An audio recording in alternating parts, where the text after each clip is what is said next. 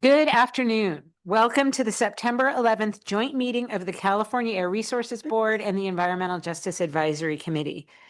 CARB Board Clerk, will you please call the roll of the CARB board members? Dr. Bombs, Here. Mr. De La Torre, Proudly here. Mr. Eisenhut, Senator Flores, Morris here. Mayor Gloria, Here. Mr. Guerra, Here. Ms. Hopkins. Present. And should I make my disclosure now or shortly? You can go ahead and do it now. Okay. For the record, I was planning on attending the meeting in person in Sacramento today, but one of my children suffered an acute injury last night and I was up all night getting her medical care. I'm unable to participate at the meeting in person in Sacramento due to the need to remain home to care for her, as well as my inability to drive to Sacramento due to the very real risk of falling asleep behind the wheel at this point. Thank you, and I hope she's feeling better. Assemblymember Jackson, Mayor Locke Dawson, Ms. Ortiz-Legg, Here. Dr. Pacheco-Werner, Mr. Rockshoffen, Here. Dr. Shaheen, Here. Senator Stern, Ms. Takforian, Here. Chair Randolph. Here. Madam Chair, we have a quorum. Thank you. I will now ask the meeting facilitator, Jane Harrington from Leading Resources, to call the roll of the Environmental Justice Advisory Committee members. Thank you. Good afternoon. Martha Dina Arguello. Here. Juan Flores. Here. Dr. Catherine Grupa. Here. Kevin Hamilton. Here. John Harriel Jr. Thomas Helm. Matt Holmes. Present. John Kevin Jefferson III. Ray Leone. Luis Almeida.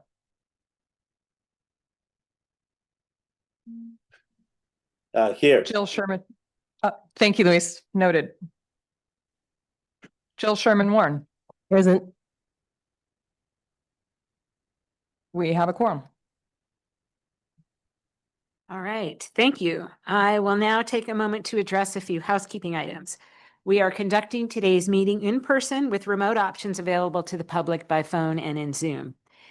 EJAC members may attend this meeting remotely in accordance with Government Code Section 11123.5, and some board members may also attend remotely in accordance with Government Code Section 11123.2. Anyone who wishes to testify today in person should fill out a request to speak card available in the foyer and turn it into a board assistant prior to the commencement of the item. If you are participating remotely, you will raise your hand in Zoom or dial *2 if calling in by phone. The clerk will provide further details regarding how public participation will work in just a moment. For safety reasons, please note the emergency exit to the rear of the room through the lobby. In the event of a fire alarm, we are required to evacuate this room immediately and go down the stairs to the left of the elevator and out of the building. When the all clear signal is given, we will return to the hearing room and resume the hearing. A closed captioning feature is available for those joining us in the Zoom environment. In order to turn on subtitles, please look for a button labeled CC at the bottom of the Zoom window, as shown in the example on the screen now. I would like to take this opportunity to remind everyone to speak clearly and from a quiet location, whether you are joining us in Zoom or calling in by phone. Interpretation services will be provided today in Spanish. If you are joining us using Zoom, there is a button labeled Interpretation on the Zoom screen.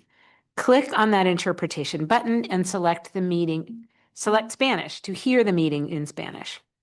If you are joining us here in person and would like to listen to the meeting in Spanish, please notify a board assistant and they will provide you with further instructions. I want to remind all of our speakers to speak slowly and pause intermittently to allow the interpreters the opportunity to accurately interpret your comments.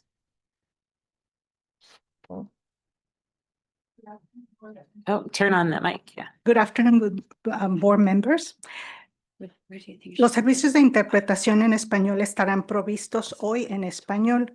Si ustedes nos están acompañando utilizando la aplicación de Zoom, estará un botón al calce de su pantalla que dice interpretación y ustedes pueden hacer clic en el botón de interpretación y seleccionar el español para escuchar esta reunión. Si ustedes nos están acompañando en persona y les gustaría escuchar la reunión en español, por favor notifiquen a cualquier asistente de la Junta y ellos le darán instrucciones a futuro. Les quiero recordar a todos ustedes que por favor hablen de manera lenta y hagan pausas de manera intermitente para permitir que los intérpretes tengan la oportunidad de interpretar de manera completa y correcta. Gracias por sus comentarios.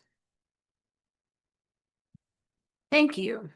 I will now ask the board clerk to provide more details on today's procedures. Thank you, Chair Randolph. Good evening, everyone. I will provide additional information on public participation for today's meeting. We will first call in-person commenters who have turned in a request to speak card, and then call commenters who are joining us remotely. If you are joining us remotely and wish to make a verbal comment, you must be using Zoom webinar or calling in by phone. If you are watching in the webcast, but you wish to comment remotely, please register for the Zoom webinar or call in. Information for both can be found on the public agenda for today's meeting. To make a verbal comment, we will be using the raise hand feature in Zoom. If you wish to speak on a board item, please virtually raise your hand as soon as the item has begun to let us know that you wish to speak. If you are using a computer or tablet, there is a raise hand button, and if you are calling in on the telephone, dial #2 to raise your hand. When the comment period begins, the order of commenters is determined by who raises their hand first. We will call each commenter by name and will activate each commenter's audio when it is their turn to speak. For those calling in, we will identify you by the last 3 digits of your phone number. We will announce the next 3 or so commenters in the queue, so you're ready to testify when we come to you. Please note, your testimony will not appear by video. For all commenters, please state your name for the record before you speak. This is especially important for those calling in by phone. Each commenter will have a time limit of 2 minutes, although this may change at the chair's discretion.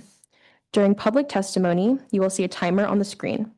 For those calling in by phone, we will let you know when you have 30 seconds left and when your time is up. For anyone giving verbal comments today in Spanish, please indicate so at the beginning of your testimony, and our interpreter will assist you. During your comment, please follow any instructions the interpreter provides. Please note, your time will be doubled if you require Spanish interpretation. To submit written comments, please visit CARB's Comment on Board Items box on the public agenda on our webpage for links to submit your comment. Written comments will be accepted until the chair closes the record. If you experience technical difficulties, please call 805-772-2715 so an IT person can assist. Thank you. I'll turn the microphone back to Chair Randolph. All right, thank you. As the board clerk mentioned, there will be an opportunity to provide public comment at today's meeting following the presentations and the joint discussion between the Environmental Justice Advisory Committee and the CARB board members. So if you are here in the room and wish to comment, please go ahead and fill out a request to speak card as soon as possible and submit it to a board assistant per the instructions that she just provided. Assembly Bill 32 directs the California Air Resources Board to convene an Environmental Justice Advisory Committee, also known as EJAC, to advise the board in developing the scoping plan and any other pertinent matters related to the implementation of AB 32. The committee is comprised of environmental justice and community leaders from throughout the state. This is the 3rd joint meeting between the board and EJAC since both bodies adopted the EJAC charter in March 2023, establishing EJAC as an ongoing advisory committee. As an ongoing advisory body, the committee provides a key bridge between the board and the communities most impacted by air pollution and the effects of climate change. These joint meetings provide a critical opportunity to elevate priorities identified by the committee to the board and to build on the work conducted by EJAC at its public meetings throughout the year. This joint meeting is of particular importance as it is the last one before the current committee members end their terms in March 2026. I want to really take a moment to thank all of the committee members for your incredible dedication and the time and effort that you have put into this committee and into representing communities across California. EJAC's ongoing engagement reminds us all of our commitment to incorporate equity and environmental justice into our programs, which continues to be a focus for CARB into the future. I'm looking forward to our conversation this afternoon as we reaffirm our shared commitment to addressing the climate crisis while protecting and uplifting communities. And most importantly, those communities that are vulnerable to air pollution and the effects of climate change. I'm sure we all agree that there is a sense of urgency now more than ever as our environmental justice and climate efforts are challenged in ways we have not experienced for a long time, maybe even ever. We see and acknowledge the horror and lives lost in the devastating fires experienced by Californians at the beginning of the year and the floods in Texas in July. The increasing frequency and severity of extreme weather events and natural disasters like these across the US and around the world shows us the true impact of our changing climate and the critical need for us to work together to build lasting and durable solutions. As those of you who read the papers know, the California legislature is still in session, and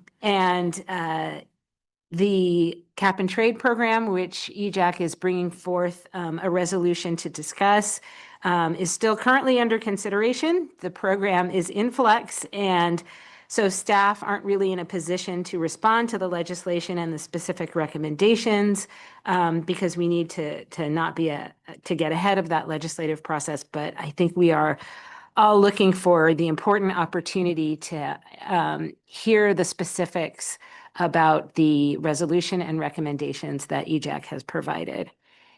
Lastly, oh, there she is. I just wanted to give a special thanks to our co-chairs.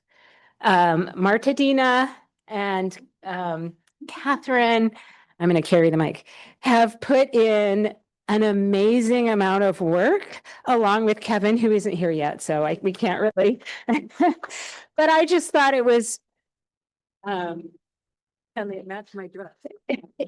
I just thought it was important to personally acknowledge the hours and hours of conversation that we have had over the last few years, the amount of time that you both have put into this process.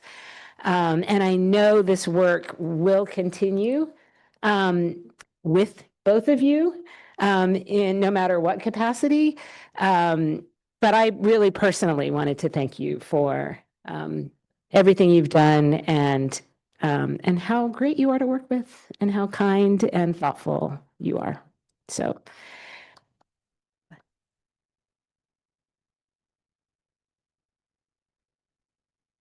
Not often I get called kind.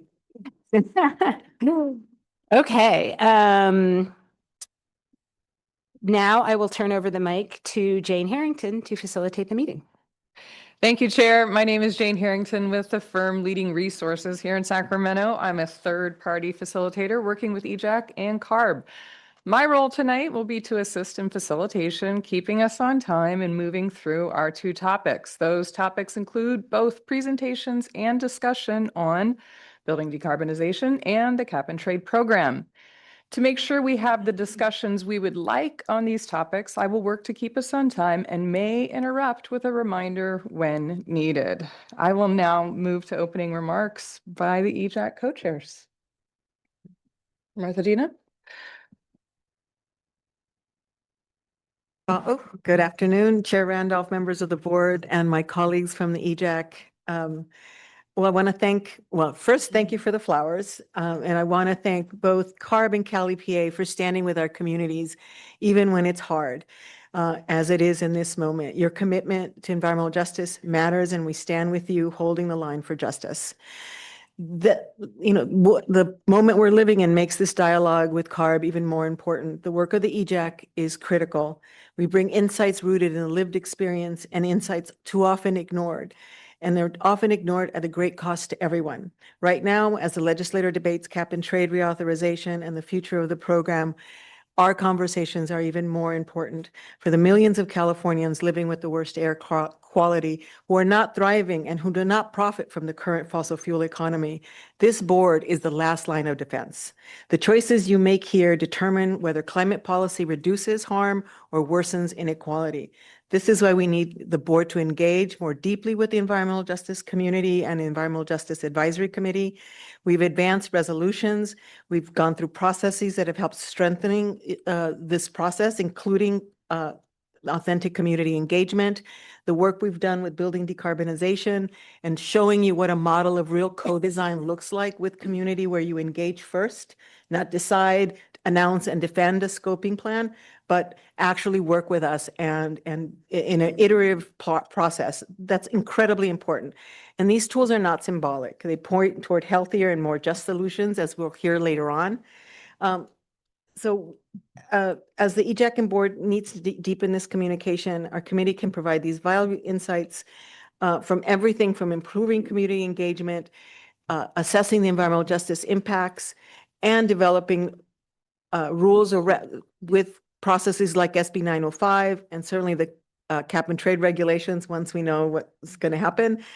And in closing, I want to urge this committee and the board to create working groups that are structured within the open meeting rules, so that will allow deeper dives between the Environmental Justice Advisory Committee and CARB, so we can share space, examine some of the ongoing issues that we have not been able to resolve in the scoping plan, like the modeling, equity analysis, engagement strategies, and so that we ensure that the climate policies that we're passing and honor the intent of AB 32, that does not, and that is to not make things worse for our communities that are already overburdened by pollution and poverty. This is the kind of intentional co-created work that will make California's climate policies worthy of the people we serve. Thank you. Thank you, Martha Dina. This is Dr. Catherine. As always, ditto to that. And thank you to the chair and everyone for the special recognition. It's definitely been my honor to work as co-chair over the last few years. As the chair acknowledged, this is always an intense time of year, particularly heightened now, given the critical issues being discussed in the legislative session and the ongoing egregious attacks from the federal administration on many issues that we hold dear. These are dangerous times given these vicious attacks and the cover that those attacks provide for additional violence. I want to ground us and remind us that people of color and poor people are hit first and worst by immigration rates, by the affordability crisis, by the extreme weather events that are driven by global warming, and by rollbacks on the environmental protections that we all hold so dear, including the authority that CARB has on mobile sources. Now is more important than ever that we stand together for racial equity and environmental justice. So despite everything that's going on around us, in this moment, what we are here for is a robust discussion between CARB and EJAC. And also want to take a moment to recognize that this is our last joint meeting as this iteration of EJAC with the CARB board, and that we've been in existence, and many of us have been on this committee for the last 4 years. So we started out in 2021 and 2022 during the scoping plan process with a strong foundation. We developed robust recommendations for every sector included in the scoping plan, developed an environmental justice scenario, and as a body since that time, we've continued to evolve. It took the leadership of Chair Randolph allowing us to become a permanent body instead of just convening during the scoping plan process. And while I will admit there have been growing pains and there are still structural issues and divides with staff over some of the logistical paths forward, I'm proud that EJAC has learned to speak CARB's language by passing resolutions, by engaging directly with technical experts and with CARB staff when it's possible. We've also developed our voice by speaking at workshops and meetings and appreciate the space that has been carved out for us there. I'm also proud of the work that we've done to pass resolutions on the low carbon fuel standard, which we had a lot of dialogue about at our last joint meeting. We've also had resolutions on carbon capture, use, and storage, and the two topics that we'll discuss tonight, equitable building decarbonization and the cap and trade program. Now more than ever, EJAC and CARB leadership need to continue building trust and deepening our consultation and coordination. We are charged with protecting progress on clean air and advancing racial equity.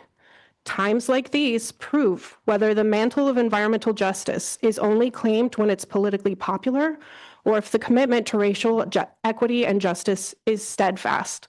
The Central Valley Air Quality Coalition will not back down on these commitments. Thank you. Thank you, co-chairs. I will now turn it over to CARB staff for a presentation.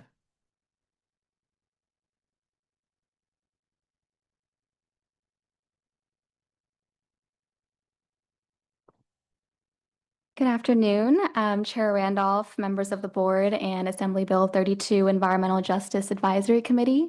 My name is Karina Jodge, and I'm part of the EJAC team in CARB's Office of Environmental Justice, Tribal Affairs, and Border Relations. I'll be providing a brief overview of EJAC's work since the last joint meeting in September of 2024 to set the stage for today's planned discussion. Next slide, please. So I'll first provide some background information on EJAC, discuss EJAC's resources, progress, and areas of focus over the last year, recent EJAC input and responses made by CARB, important acknowledgements, and next steps. Since there are new CARB board members this year who have not been a part of the past joint meeting discussions, we wanted to take a moment to provide some background on the EJAC. The board approved the ongoing EJAC in March of 2023. EJAC's directive is to advise the board on AB 32 related program implementation pursuant to Health and Safety Code Division 25.5 of Assembly Bill 32. The committee currently has 11 active members, with 3 members serving as EJAC co-chairs, and 6 members have alternates designated who can attend meetings in their absence. Public meetings with EJAC are currently held a minimum of 8 times per year. Joint EJAC meetings with our board are held 1 time per year, and the current EJAC members' term limits end on March 23rd, 2026. CARB's EJAC team has also grown over the last couple years. The staff team includes Deputy Executive Officer Chanel Fletcher, who engages with EJAC on CARB policy, Branch Chief Radhika Majel, who helps connect EJAC members with CARB program staff, and Manager Ashley Giorgio, who leads the Office of Environmental Justice, Tribal Affairs, and Border Relations. CARB staff who support the ongoing EJAC process include myself, Christabel Comadou, and Rebecca Newman. We also have multiple points of contact from the relevant CARB divisions who we meet with on a routine basis specific to EJAC work. And we have a third-party facilitator and technical writer leading resources who plays an integral role in EJAC public meeting facilitation and technical writing. The ongoing work of EJAC has been very active over the last year. CARB has convened 9 public meetings since September 2024, covering a range of EJAC topics of mutual interest, including building decarbonization, the 5-year strategic research plan, methane satellite data, Senate Bill 905, low carbon fuel standard, cap and trade, carbon capture use and storage, natural and working lands, CARB research programs, and Senate Bill 1137. We're thankful to EJAC members for their thoughtful and informed contributions to these discussions. Ongoing EJAC was developed for a very specific purpose to advise the board on AB 32 related program implementation. From our perspective, EJAC has contributed to CARB programs and processes alike. For example, back in April of 2025, CARB staff presented to the EJAC in the public meeting to allow for open dialogue on concerns with the proposed zero-emission space and water heater standards. Staff took EJAC questions from that meeting and developed a written response to allow this information to be readily accessible, including to the public, and support future engagement on this topic.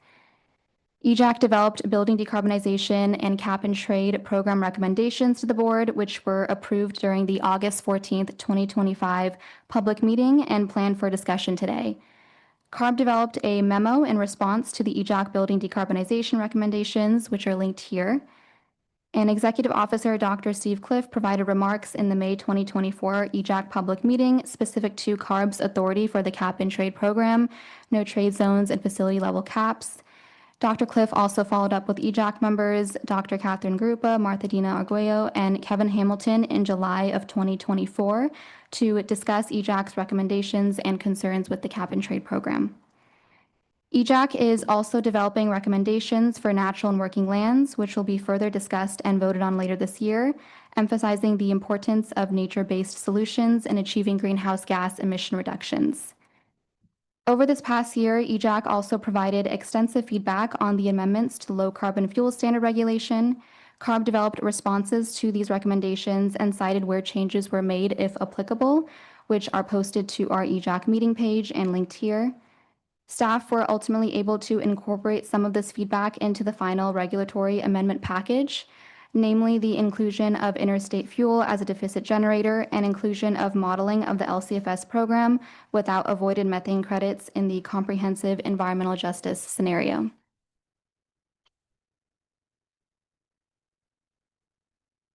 Next slide, please. We want to express our utmost gratitude to former board member Gideon Krakow, who was a champion of EJAC and a support for staff and EJAC members alike. We know a champion provides great value, allowing for better communication with EJAC and the board, keeping the board informed and involved in EJAC activities, and allowing for more support for EJAC. Leading Resources has been a part of the ongoing EJAC process since July of 2024, providing meeting facilitation for joint and public EJAC meetings and working with EJAC members to support development of recommendations to the board. LRI has been a fantastic resource for both productive public meetings and behind-the-scenes support for ongoing EJAC and CARB. We want to take this time to express our gratitude to Jane Harrington for her continued dedication to this process.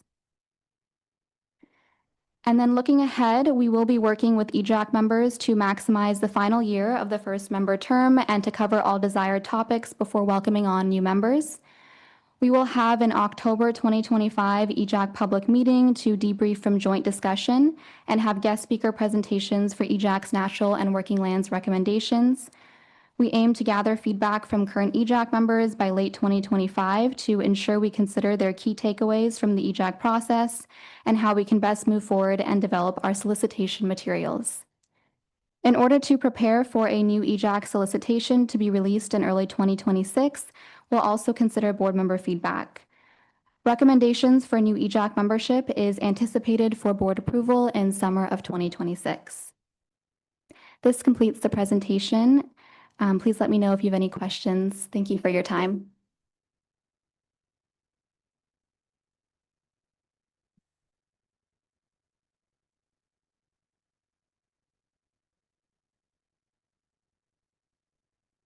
Yes, we'll take a comment. Go ahead. I'm not sure if this doesn't bend.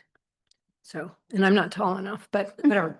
It is weird, yeah. It is weird, right? I'm not sure if this is the time that we're talking about the future of EJAC and the transition. Is this our time?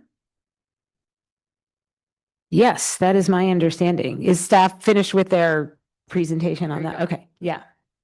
Okay, can you go back to the next step slide? Can you go back to any slides? So what I wanted to ask about was, if I saw it correctly, it looks like not only is this the last meeting, and I'd like to express my huge gratitude to the co-chairs. Flowers are great, beautiful. Thank you for doing that. And I hope you know that there's appreciation, I think, from all of us on the board. But to also say to all of the EJAC members, both those of you who are here today, but who have been here for so long, that I think the EJAC input has been incredibly helpful to the board. I appreciate our chair's push to make this a permanent committee. That I think has made a huge difference, having lived through that not being the case, and now seeing you as an ongoing resource for us. So all of that to say, it's a little concerning to me to see the timeline, given that it looks like this is obviously the last joint meeting that we'll have with this EJAC, but it also looks like then there's an October EJAC meeting, and then you launch into the recruitment and solicitation for the new EJAC, which is great. But then there aren't meetings until mid to late 2026, which seems like that seems like quite a long time when there isn't much EJAC activity. And if I am reading the landscape correctly, there's going to be a lot to be talking about to fulfill, I think, a lot of the things that our co-chairs have and our chair of the board have talked about in terms of issues that need to be addressed. So I'm concerned about that and wonder if we can think about either having another joint meeting or having these work groups that Marta Dina talked about, that perhaps will keep some of that dialogue going, especially with all of you who have such expertise and experience that as a board member, I really want to take advantage of during this period.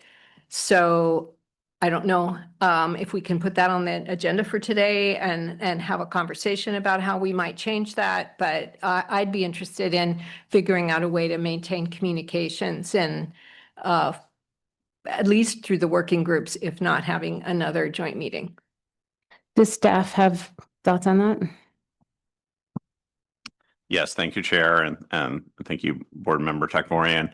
So this is Steve Cliff, Executive Officer. We, we really value the relationship and the work that you have done, and I didn't get a chance to say thank you, but I will now, and really appreciate the efforts that the co-chairs and all of the EJAC have made in continuing this really important work. We very much value the committee. We're glad to see that you're able to do a meeting in October, and we want to get that new solicitation underway consistent with what the board had directed us to do in the charter. As we continue that work next year, we'll endeavor to get our new EJAC, whatever that is. And of course, all of you can apply to be on the EJAC. There's no limits on who can apply, but we want to open that back up, and that'll give an opportunity to put together this new committee, and then we can continue our good work. I would say that with regard to some of the individual rulemakings, to the extent that there are rulemakings that are going on that are of interest to EJAC, that those are an opportunity for individuals and as representatives of organizations to participate.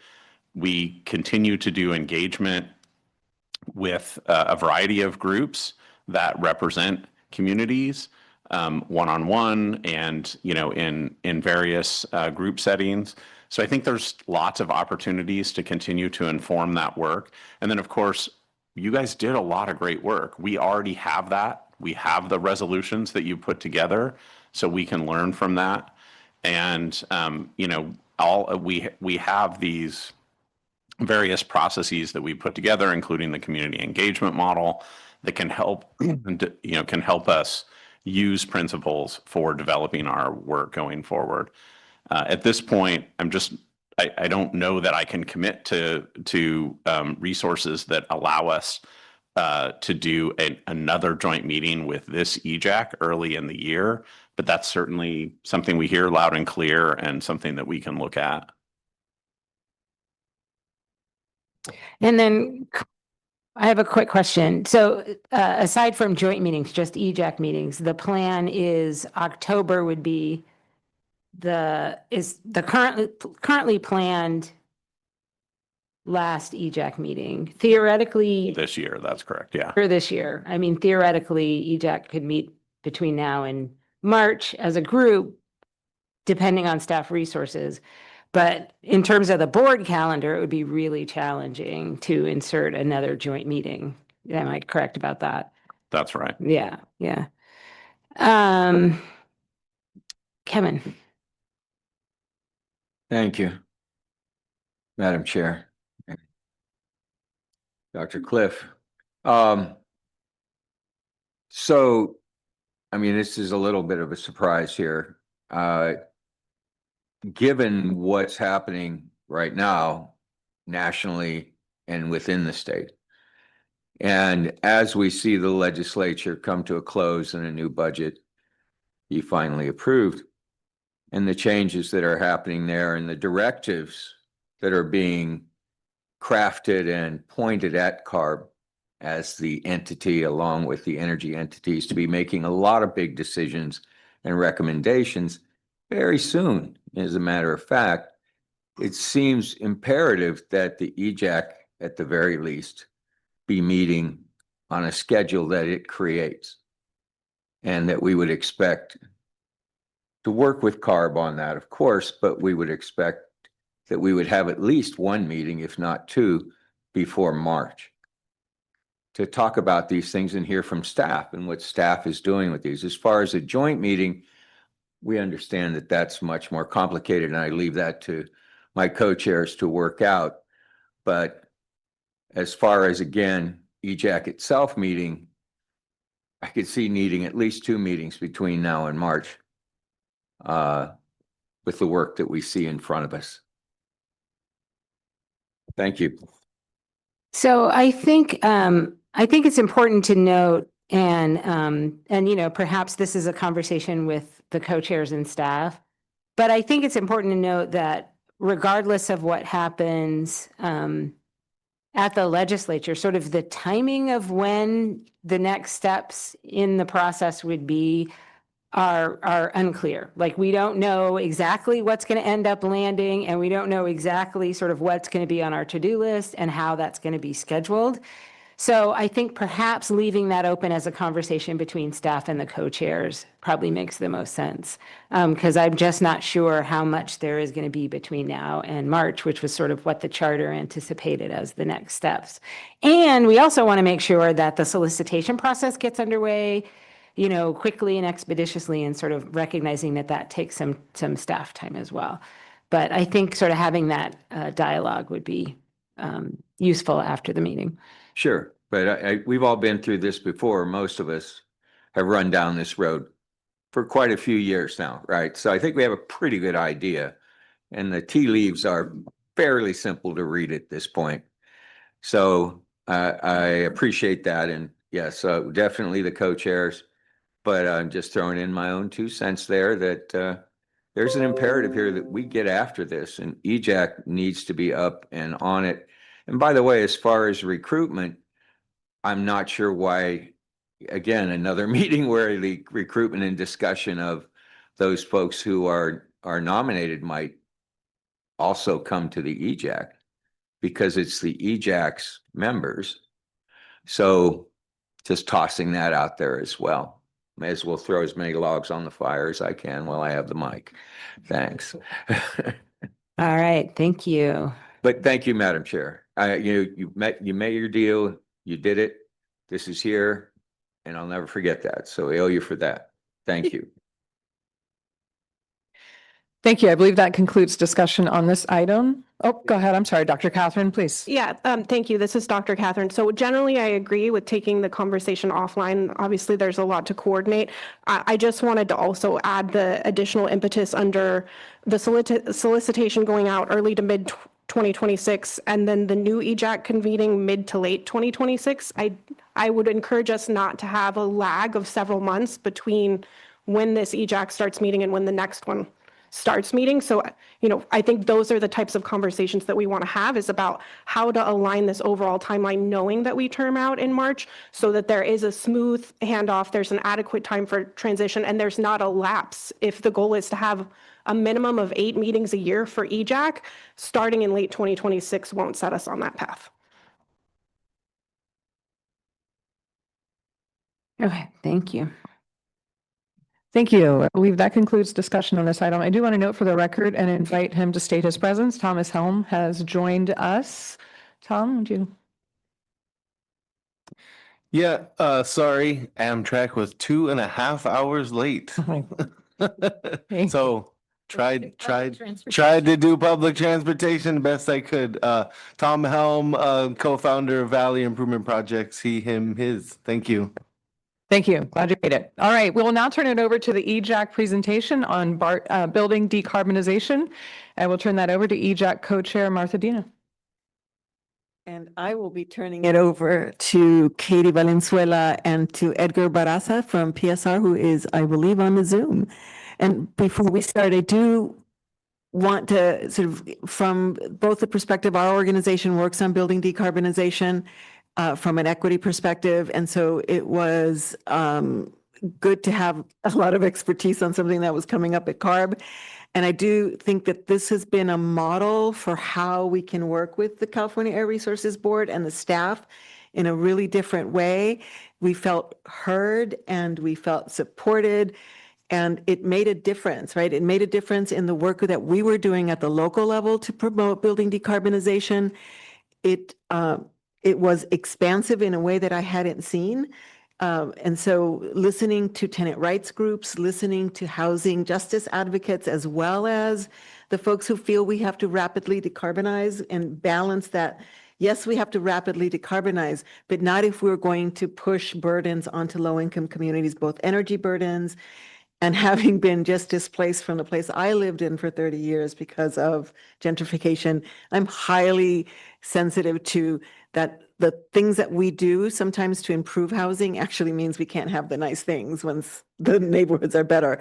And so with the building decarb and the staff, I just, to Emma, just thank you for being a really good partner. And so a lot of the work that both Edgar and Katie are going to talk about is about what that partnership has given us.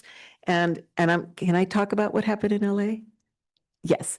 So because of this work, the housing justice and other advocates in LA were like, yes, we want to decarbonize, but we want to make sure we protect tenants. So while we were working on this, we actually were able to pass a city ordinance that protected, it's called the Renovictions Protection. It means that tenants can't be evicted during major renovations. That is a major barrier to making sure that we deploy whether it's appliances or other ways to reduce exposure to natural gas in homes. That's a major step in making sure that as we do this, we do it equitably. And that you gave us time, right? And data and other tools to be able to successfully push for that. So that's the kind of collaboration that can happen so that we can, and learning from the Clean Car campaign, the solar roof campaign, we really took those lessons to heart. And CARB listened. So we're just really grateful and excited about the work. And I'll hand it over to Katie and to Edgar. Yes, and I'll just briefly introduce myself since Edgar's doing the bulk of the presenting today. But hi, I'm Katie Valenzuela. I'm a consultant based here in Sacramento that's been working with CVAC, and I've been helping facilitate the BEEP Coalition since we started in 2021. So really excited to be here. Thank you for the time, and I'll pass it over to Edgar on the Zoom. Hello, everyone. My name is Edgar Barraza. I use he, him, his pronouns, and I'm with Physicians for Social Responsibility Los Angeles. As Katie just mentioned, and Martha, us and other environmental justice organizations across the state of California make up the BEEP Coalition, Building Energy, Equity, and Power. We have member organizations in Los Angeles, the Central Valley, and the Bay Area. Wanted to quickly just give thanks once again to the CARB board, CARB staff, and EJAC members for inviting me to this space and giving me time to present. Next slide, please. Next slide, please. Thank you.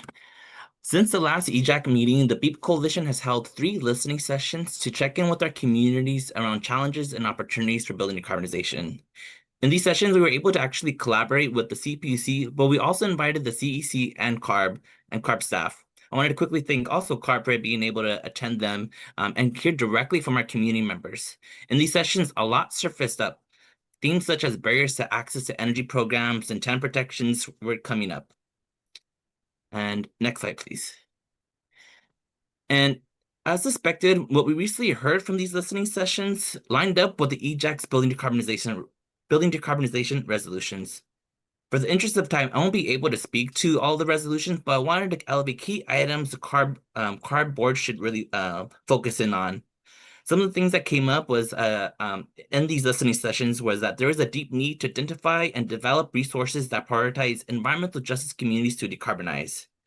The BEEP Coalition also acknowledges that CARB doesn't have the legal authority to create or fund programs that are deeply needed in our communities but which is why state agency coordinations that allow for public participation is critical, so we have the right agencies in the room to address the challenges that are surfacing up in our community.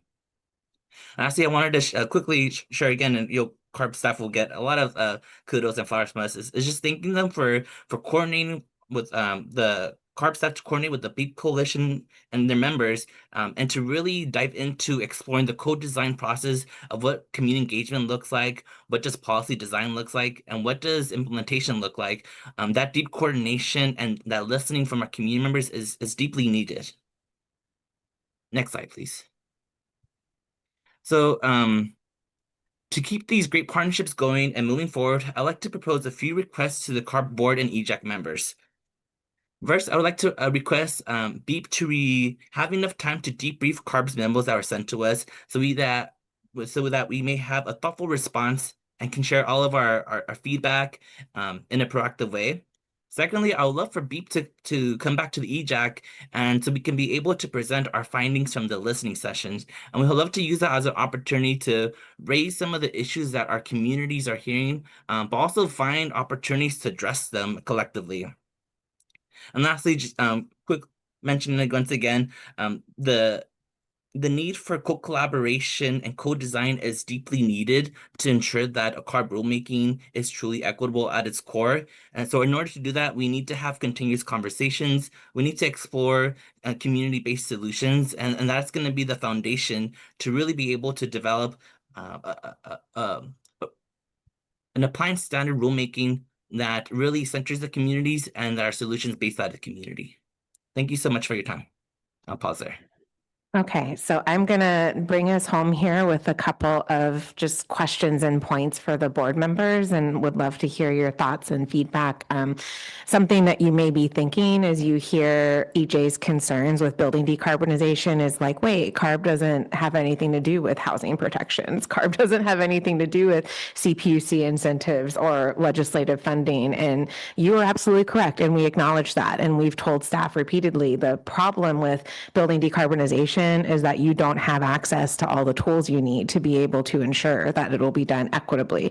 So our major ask for the CARB board to consider is that point that Edgar made about interagency coordination. How do we get CPUC, CEC, HCD, all the different acronym soup of agencies together? And we think CARB is really uniquely positioned to do that because you've done these sort of complex processes before, because we're going to need everything to be pointing in the same direction for this to really work well for communities. And we want to make sure that whenever CARB does address a rulemaking, we're confident that there's the ecosystem of policies and funding out there to ensure that it achieves the goal that we're trying to all achieve, which is to decarbonize our most vulnerable communities. So that would be my main discussion question. I will say to the point of the resolution, and I just want to keep underscoring, and this sounds like we're just being super flattering, but we're not. CARB in this rulemaking has really done something that EJAC has been asking for decades, which is come to us early, come to us often, let's meet often. We met with CARB staff back when this was an appendix in the scoping plan. CARB staff has now funded a UC Berkeley research study that we're participating in based on our issues and concerns. We're meeting regularly with CARB staff where we feel deeply intertwined with like agenda planning and workshops, and like it has made this process so much better. And so we highlight this process as an example that we'd love to see occur for other rulemakings. Obviously, you don't always have the luxury of time on your hand, but to the degree you do, this team has really shown what's possible for co-design with environmental justice communities, and we're really excited to see where it can land us in terms of a final regulatory process. So. But I will circle back, though, to the question, which is, what do you think, CARB board members? We acknowledge that you can't do this by yourself. We're asking you to both acknowledge the vulnerabilities in our communities, especially when it comes to housing, and to think with us about how we could pull the other agencies together. I mean, you've got folks sitting up here like Mr. Cliff, who was on the CPUC for a long time. How can we work together and use your relationships and experience, also Chair Randolph, and think about how we solve this problem so that CARB's rules part of a larger strategy. Thank you. All right. Thank you very much. Thoughts, questions, comments from EJAC members or board members? All right, Jill. don't know why that seems so weird to me. I just want to bring up the fact that even though CARB has no jurisdiction over tribal lands within the state, the things that CARB does, the actions that you take do impact tribes, whether it's services, markets, and it's impacting us without the ability for tribes to really be consulted on these issues. And so we need to be mindful, or I would just encourage CARB to make a greater effort to engage with tribes. And I'm the executive director of the Native American Environmental Protection Coalition. And one of the things that we're working on is trying to raise tribal voices in this space, because the impacts to tribes are disproportionate and it's being done without a voice. And while the first thing anyone will say is the state has no jurisdiction over tribal lands, but in fact, the decisions that you make, in fact, do impact us and impact us in a disproportionate way because it's being done without a voice.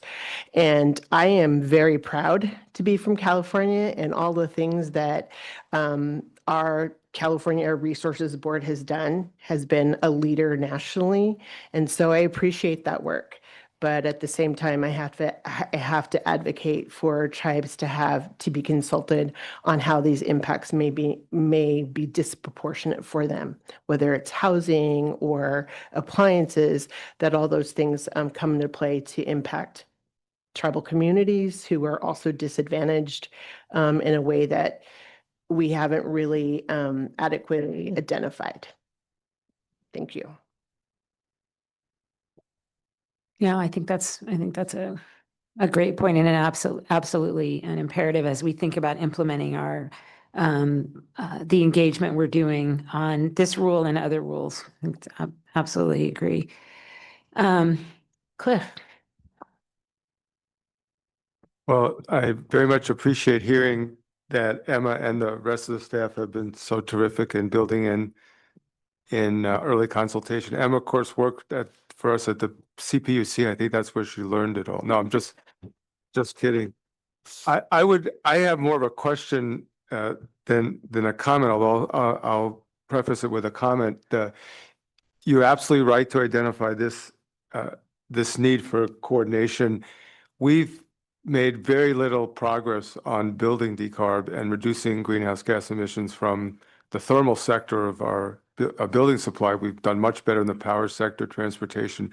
So it is a very important need. And it is, having sat at the PUC with Chair Randolph, the PUC only has one piece of the puzzle too. The Energy Commission has an enormous piece. CARB does, HCD. There have been ongoing efforts, and I know through the scoping plan, CARB was very consultative with the energy agencies. And I know that some of that's continued. So I appreciate everything you're saying, and I guess I'd like to hear from staff, and it could be at a later meeting with a debrief with the coalition or otherwise, to update us on the ongoing coordination efforts and what we can do to accelerate or strengthen those efforts. If I could respond here, if that's okay. Yeah, I think that's part of our request as well, and it speaks to the immediate past discussion on timing of the next meetings. We're currently doing a series of listening sessions with the Public Utilities Commission, and CARB staff and CEC staff have been attending those sessions as often as they can. So those will finish this fall, and we would love the opportunity to come back and talk about what we've been hearing as sort of the next phase of input on this regulation, and maybe that would be a good opportunity for staff to present on their process as well. Yeah, and I will add that there is a lot of coordination that continues at the staff level, as Katie mentioned, sort of making sure that the staffs from the different agencies are represented as we're going through these processes. But there is also an engagement at the leadership level as well. As you will recall, we have the long-term, the CPUC has the long-term gas proceeding, which I started, which Cliff took over, and Commissioner Douglas has now. And we meet on a biweekly basis, both leadership and staff, or actually, I think it's a monthly basis now, both leadership and staff to kind of talk about generally that proceeding, and sort of how we're thinking about this long-term decarbonization strategy. And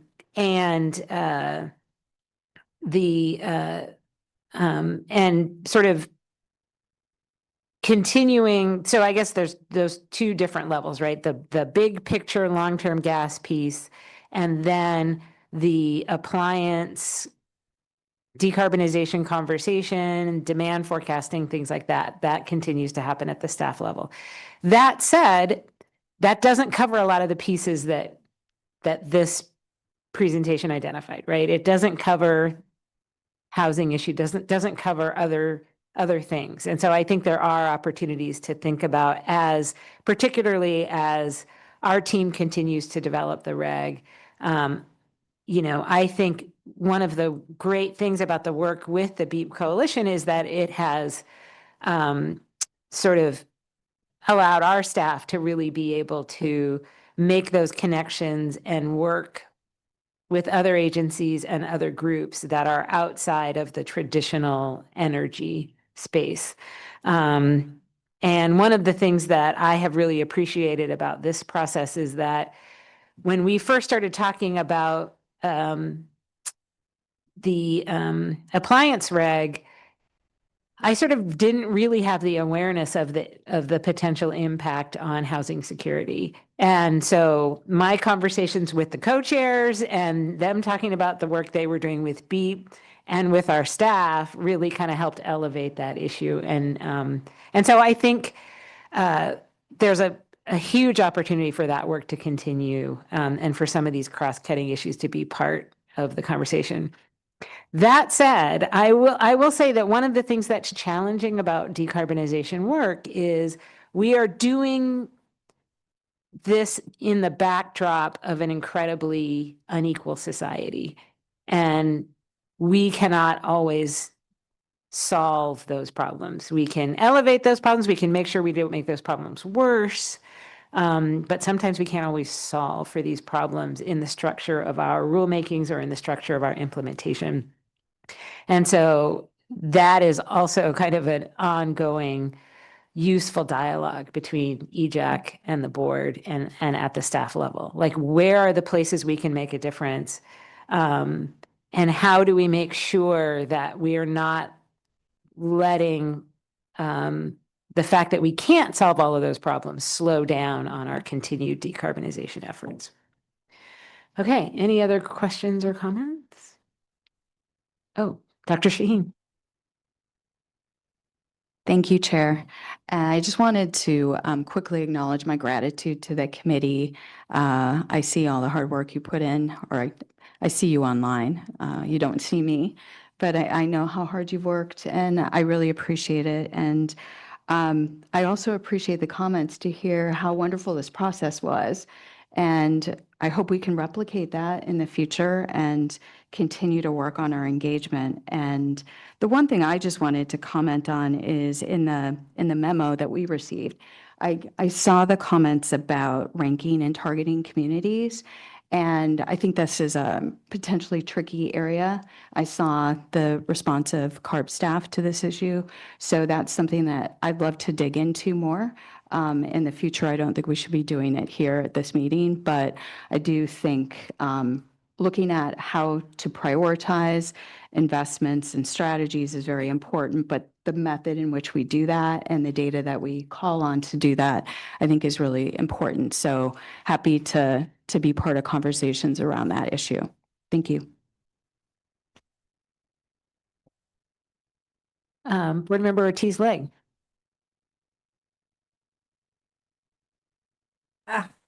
Good afternoon. Thank you so much for everybody's input on this.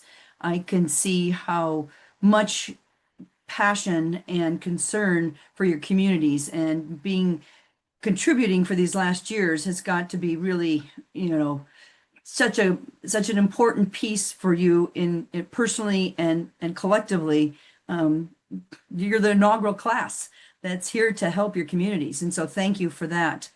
What really comes to mind for me, and again, this probably comes from my background in energy, is that part of the puzzle that I see here in this decarbonization policy, and while we've got, great kudos across the nation for AB 32, we still have a missing piece in understanding energy generation. And without that energy generation aspect, it's really hard to decarbonize. I think that there's a pieces of the education, and I guess it goes back to two things. One is that energy poverty is real. And that is really where we're talking about, where if we don't have access to electricity that's affordable and have it to be able to, for industry to be able to utilize it, to be able to decarbonize, then we're just kind of pointing fingers and things like that. And I really think it's just smart policy comes with energy policy. And, as a staff's probably going to know that I'm going to say is that, while our renewable portfolio is impressive, the fact is that there's still carbon-free energy sources that are not included. And being the person that represents the last nuclear power plant in California, I can tell you that we could have a much more robust response and support of all these communities if we had an acknowledgement of that technology. And I'll leave it there, but thank you very much for your contributions.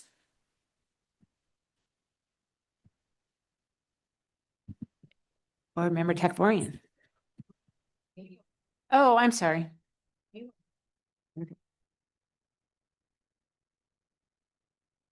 Well, I guess I want to say a couple things. I mean, one is that I think the idea of an interagency task force or coordination that's more formal could be a really good move. And I think some of us have experienced that with HCD and Caltrans on transportation, because we do have that interagency coordination. And so we've learned some things from that. So I think to the degree that we can apply that learning, it would be a good thing. And I think some of the things that our chair has said could be applied there. I think it's important to do that, but perhaps there are more informal ways that could actually make more progress. Because I know, as we've talked about already, there's a lot of resources that go into formal meetings and to coordination that may be time better spent to actually get the work done in another way. So I hope we can discuss it at all those levels so that we can actually make progress on this. And I think it's important. I worked in lead hazard control for a long time, and I think some of the equity issues are quite similar. And so to the degree that we're providing incentives for building decarb, I think it's really important that we look at what the requirements may be for housing developers, for landlords, for public housing folks, because, with lead, we provided requirements that if there was that kind of public investment, that rents couldn't go up for a pretty extended period of time, so that we weren't contributing to gentrification into housing insecurity. And I know that those are the things that are getting discussed, but I think it's appropriate for CARB to be part of those discussions, even though we don't have authority over that.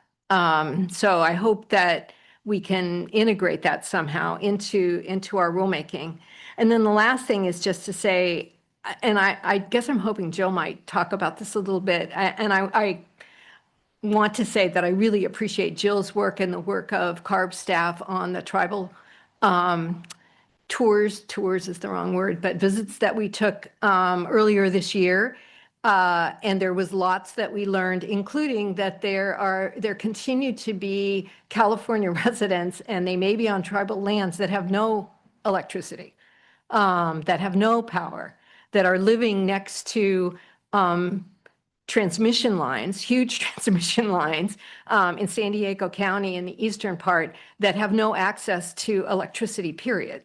So when we talk about energy poverty, I think that you demonstrated that to those of us who were fortunate enough to be on that visit. And those seem like perfect, that seems like a perfect opportunity to talk about building decarb in a way that really helps people to actually have access to resources. I mean, you fill in the blank, what you don't have when you don't have electricity. And when you have the high winds in those areas, that mean that the electricity that they do have gets cut off. Everybody may not be aware of that. Because of wildfires, we're cutting off the electricity to anyone who actually does have it. So there's a lot to do, but I think that localizing it and the building decarb conversation could really help people in that situation. And Joe, you may want to, I don't want to put you on the spot, but we learned a lot. And I think that's a really good place for us to engage with tribes who could really use our assistance. Thank you. I really appreciate that. I'm so grateful that you attended because I think that's one of the biggest misnomers, especially for San Diego County. When we think of San Diego County, we think of an urban environment where everybody has electricity and access to clean transportation. And that's, as you could see with your own eyes, that's just not the case.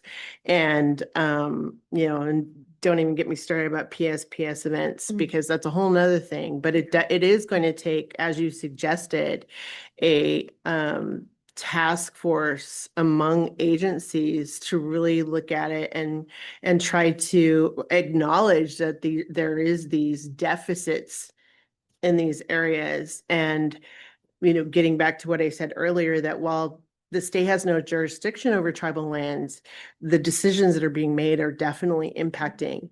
And the change for tribes just within the last 9 months has been that they are looking at the state for financial resources for our engaging in our air quality programs. You know, one of the tribes that we visited has had an air quality monitoring program since 1998. So tribes have been engaged in these spaces, but we've never been acknowledged, and we're not about tooting our own horn either, because we just work with other tribes, right? So it's just other tribes that get to know the things that we're doing. But we want to engage. We want to engage at the state level. We want to have a voice, but oftentimes, you know, it's difficult when tribes don't have money to travel. So sometimes you have to go to those spaces where they're at. And that was one of the things that bothered me with the Energy Summit, was that there were no tribes there who the only tribes who were present were those with successful economic endeavors.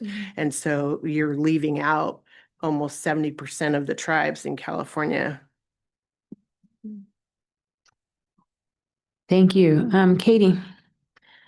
Yeah, this is a great discussion, and thank you as always, Jill, and for your insights. I just want to say too, in terms of context in response to some of the comments. I mean, we all recognize the federal environment that we're in, and we saw what happened at South Coast. We're seeing what's happening in the Bay. Everybody says, oh, they adopted it. They kind of adopted it, right? Like there's still off-ramps there if they can't meet certain metrics, and they're already talking about off-ramps that are going to look a lot like South Coast's off-ramps. And so I think what we want is a world where there are no exceptions, that everybody can have access to this technology. And what we're kind of pushing right now for this interim period is an investment approach. There's a ton of money going into these programs. There's a ton of money, and the utilities are investing money, and CPUC, CEC, state, you know, we have all of these different rebate programs and incentive programs. Imagine what would happen if, you know, as SMUD was increasing capacity for future growth, if we were following them and putting in appliances right after, or as to the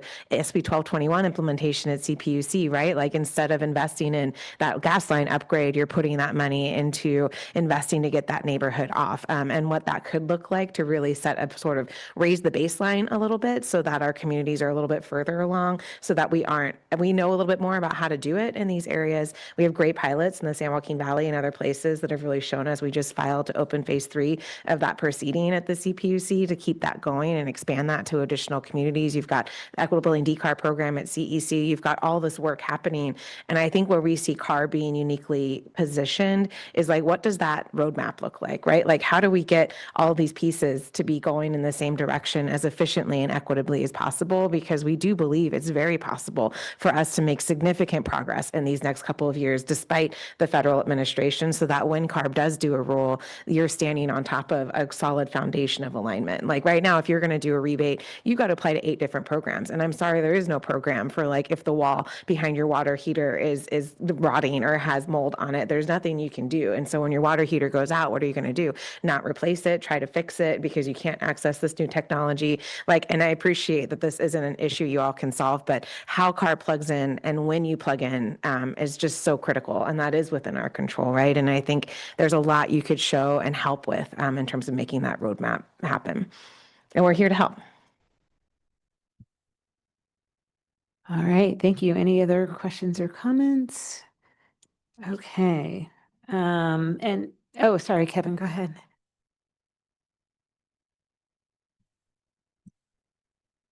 I'll be brief. I think you get from all of this that this goes back to the conversation of the need to have additional meetings. Moving forward, we can't stop. The momentum has to be kept up. CARB is essentially the leader in this and the coordinator, if you will, if anybody is at this point. There are five entities this has to go through before it even gets to CBSC. So we can get a Title 24 update that contains this, right? And changes the building code standard for the whole state. And that's what we need to see happen. Because what we're happening right now is individual, I'm mad at my microphone, it won't bend enough. Individual metropolitan areas, local government agencies are sort of creating their own, which is nice. It's good if it works out, but they keep control of it. And there needs to be a standard template that lays over it all that says, no, you can't go further than this. And that's where this comes from. And until that's created and put on the ground and all the agencies agree and put their money and power behind that, and then that happens, and that update happens, and that instruction to those local government agencies on what they can put in their various building plans for their communities changes, it's just going to end up being this sort of checkerboard out there where some places have it really good, some places don't. And there's inequity again. So, hey, CARB, I mean, I'm sorry to put it on you, but I'm putting it on you. I didn't do that, by the way. It just is, right? And I think that what we're seeing as guidance from the legislature, they recognize that as well. We'll see if that sits in concrete at some point here soon, but assuming that it does, and no reason to believe it won't, there is an imperative here to get moving. And the other thing is just what you said, Katie. If you have a moldy wall in your house, you're afraid to, and it's your apartment or your house you're renting, you're afraid to even tell your landlord about it because they're going to fix it. Yeah, but they're going to raise the rent, or they may come and put in a new energy efficient everything in the house. That's nice, but then they're going to raise the rent and you're going to be out. So I'm not saying that's not their right, but how do we create a situation where they don't feel they have to do that, that they can still fix it and leave you in the house and they're happy and you're happy? And I think nested within this is that possibility. Thank you. Oh, go ahead. Comment. Some of you may not know, I also sat on EPA's Clean Air Advisory Committee, and that was just disbanded. And so I got this really nice email saying, thank you for your time, but we're moving on. And it was interesting because the Clean Air Advisory Committee was paying attention to what CARB is doing. California is the leader in clean air activities. And so this next meeting was supposed to be a meeting that we were going to be talking about some of the things that California was doing. And now that's gone. So your place is more important than ever before on a national scale, not just for California, but on a national scale. So, again, I applaud the work that you're doing. And we just keep trudging forward. I just wanted to say that. Thank you. I think it is, just one of those moments to really express appreciation for the almost 2,000 staff members we have here at CARB that are carrying this work forward when so many of their friends and colleagues at US EPA have been laid off and have had their life's work ended or interrupted. And so expressing appreciation for them and, showing some solidarity for them, I think is really important. I also think that I really appreciate the work of our staff, our decarb staff, for having that close relationship with BEEP and all the folks that are working on elevating these issues. And I think that's the way, we can continue to move forward as they continue to develop relationships throughout the state apparatus, the state government apparatus, and try to figure out how to keep that communication going and how to help that shape the rulemaking as the rulemaking progresses. So, a lot of appreciation for their work and their openness to be creative, because there's not simple answers to a lot of these problems. I think it was the lead example I thought was actually a good example because it highlighted sort of how many different pieces there are and how many different entities, right? There's the entity giving out the money. There's the entity setting out the rules. There's the entity doing the housing building code requirements. There's the entity providing funding for the housing. So it's a lot, and I really appreciate you all elevating these important issues. Oh, Martadina. I know.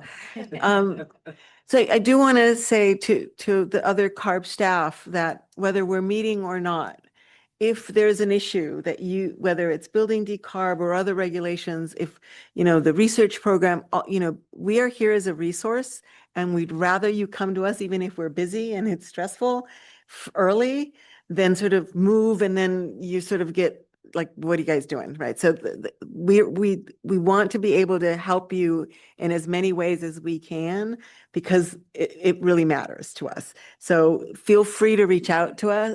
You can reach out to me. I'm not going to speak for Catherine. I'm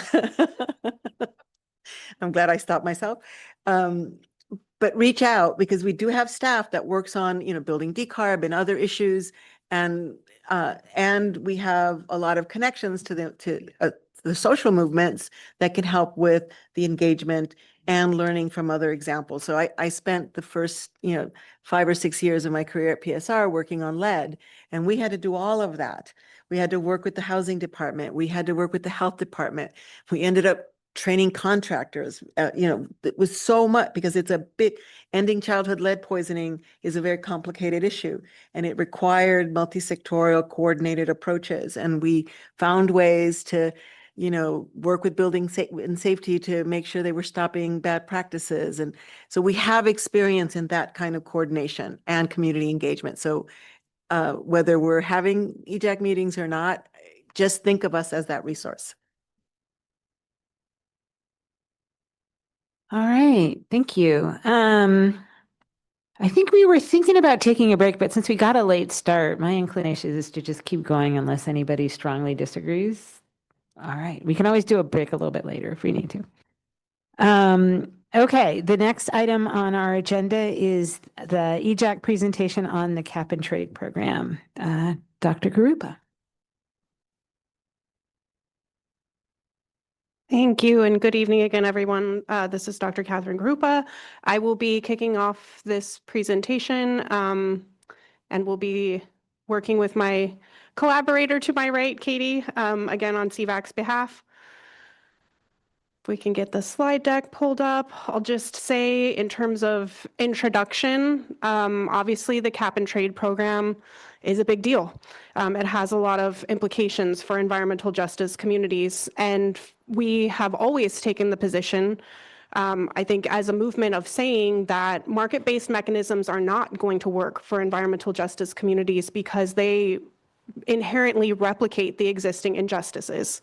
At the same time, I think over the last few years, We have pivoted to an approach where we've said, similarly on other issues like carbon capture, we do not fundamentally agree with this. And also we understand that it's going to move forward. And so if it does move forward, here are some things that we really need to heavily consider. Obviously, it's already been acknowledged that there are critical discussions going on in the legislature right now, and in the next few days, they'll be giving you all additional direction on the program. And at the same time, this is CARB's program, and there is a lot that you all have discretion over, whatever the outcome there. Next slide, please. So you all well know CARB's original charge is to ensure clean air for all Californians, but unfortunately the San Joaquin Valley is the most polluted air basin in the nation for fine particles and competes with the South Coast Air Basin for being the most polluted for ozone. So it's critical in all of CARB's programs that we approach it with the question, what tools and strategies will ensure improvements in environmental justice neighborhoods? We thought it was important to start this conversation with some historical context of the direction that the legislature has already provided, which is part of what we tapped Katie for her deep expertise. So if we could advance to the next slide, I'll be handing it to her for the next few. All right. Hello again.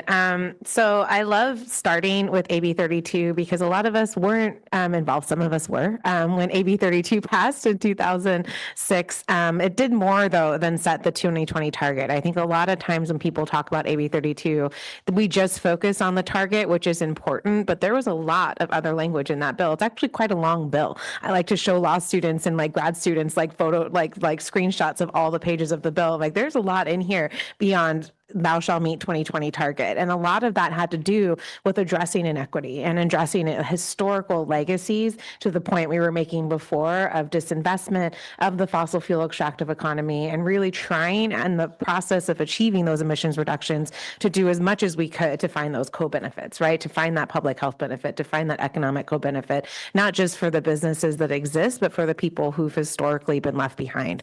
That's why this body exists, the Environmental Justice Advisory Committee. And it also set, as you all know very well, certain standards for CARB regulations in the scoping plan that I do not need to repeat, but basically this real quantifiable, verifiable, we're going to meet this target. Next slide, please. Unfortunately, what we have seen since AB 32 passed is a certain level of stagnation in certain sectors. As was mentioned before, the electricity sector being the major exception. There are some wins that we see in transportation from the vehicle standards, from the fuel standards that have been put in place. But when it comes to the industrial facilities, and especially in oil and gas, we have not seen the level of reductions that we need to see. And this matters because the facilities that are regulated as industrial facilities are overwhelmingly located in communities of color. And so we've had this argument over and over and over again. And I always tell people it's the same smokestacks, it's the same tailpipes. People like to try to separate air quality from GHG. Is there a one-to-one correlation between particulate matter and greenhouse gas emissions? Not necessarily, but can you argue that reducing emissions at that tailpipe and at that smokestack isn't going to improve air quality? No. Like we know that if we reduce emissions at the site, that whether it's one-to-one or not, there will be health improvements in our communities. And that's why we've always historically had concerns with cap and trade being the main and sometimes the only mechanism that's regulating the facilities in our communities. Next slide, please. So, and as some of you may recall, in 2016, we were starting to see evidence. CARB used to have something called an adaptive management plan that has gone away since 2017, but we were tracking data. You have your air pollution monitoring tool, and research was starting to emerge that showed that as much as CARB was making progress in certain areas, that the air quality impacts in environmental justice communities weren't being seen, and in some cases were being made worse. So the legislature made this very clear in 2016 when they failed to pass SB 32 in 2015. Everybody went to Paris. They huddled in a room. They tried to figure out what to do. And the result was that they linked SB 32 to the passage of AB 197. AB 197 was the Latino caucus and other ethnic caucuses idea to say, this is our solution. Let's direct CARB to prioritize direct emissions measures. We understand market measures might have a role. We aren't saying don't do them. We're telling you to prioritize the direct direct emissions measures because we want to see those air quality benefits in our community. They also established the Joint Legislative Committee on Climate Change Policies, where they want to hear more regularly from CARB what you're doing. Are you on track with your targets? And so they can provide more direction. Next slide, please.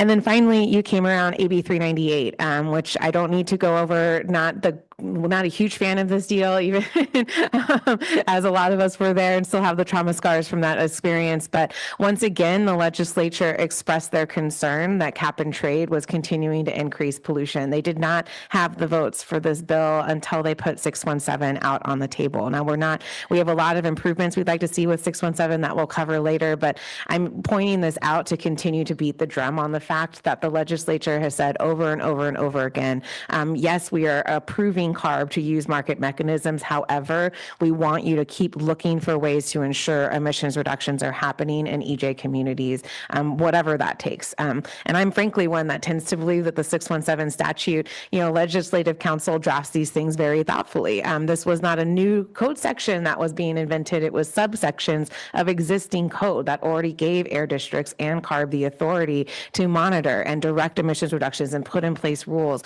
which is how we saw things like South Coast and other air districts step forward with, was it Hexchrome? I forget. Oh, there's like the metal platers that they were dealing with. So like there is precedent for this have already happening. 617 just kind of put a finer point on it and really put the resources and the requirements in place to say, we need to do this. We need to take it more seriously, and we need to be doing more to ensure emissions reductions actually occur. Next slide, please. And I'll finish on this slide because I don't think, I say this all the time, and you all will smile when I say this. I'm like, look, we know we don't always agree on stuff CARB does. However, I think we all have the same goal here, right? Our goal is to meet these climate targets and to ensure that we are improving air quality for everybody. I hope we all have the same goal because as Dr. Catherine said, that's in the mission of CARB, right? And I point this quote out from 2018 because I thought this was really insightful because at that time, even the board was starting to express concerns. They were adopting the regulation based on the 398 guidance, and Chair Nichols was saying, look, we know that we're not on track. We know that this isn't enough. We've now adopting a rule that is not sufficient to get us where we need to go. And so it's been several years since that was said at a CARB board meeting.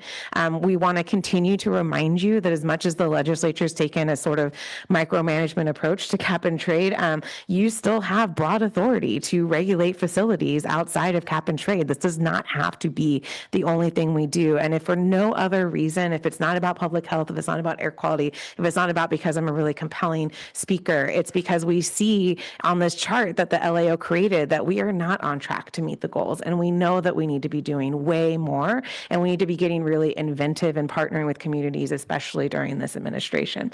So with that, I think I will pass it back to Dr. Catherine. Thank you, Katie. And just two quick editorial comments. One is, Katie, you have such vast knowledge and expertise. So correct me if I'm wrong here, but you were also the first staff for the Joint Legislative, whatever that long title is, that I always mix up the words. Committee policy. Yes, so you have a lot of expertise in this issue. I really want to appreciate that and appreciate the collaboration that you've brought to CVAC to help us keep up to speed with these issues. Also, I know we are covering a lot of information right now and looking forward to the discussion. So for people who haven't already noticed, board members, you do have a copy of the slide deck and our resolution in your packet in case you want to be able to look at that and follow along for reference. In terms of how we adopted this resolution, we have established next slide. Thank you. Got to keep those two things synced. In terms of process, we as EJAC have established a process where we hear from a range of different experts. And so on the cap and trade program, particularly, we heard from representatives from the Legislative Analyst's Office about their analysis, showing that the program is not on track and lacks the necessary specificity. We've heard from a vast array of researchers from Resources for the Future who looked at the implications of facility level caps.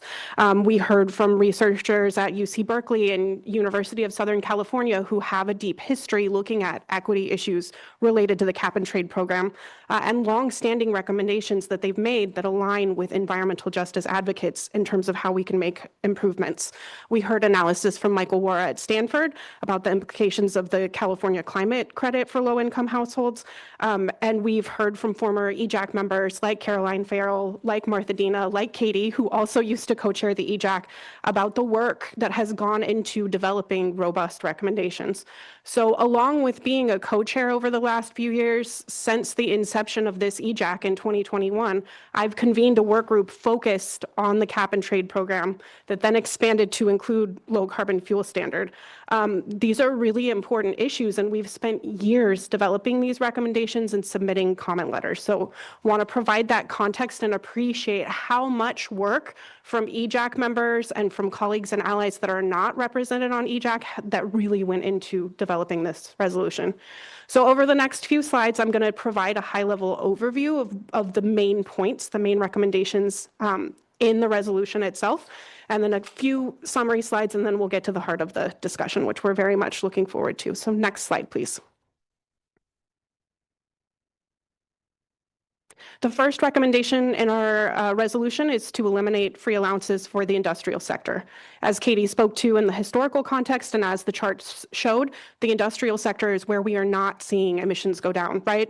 Transportation and electricity, we've seen progress, largely not because of the cap and trade program, but because of direct regulation and things like the renewable portfolio standard. So we think it's critical that free allowances for the industrial sector be eliminated.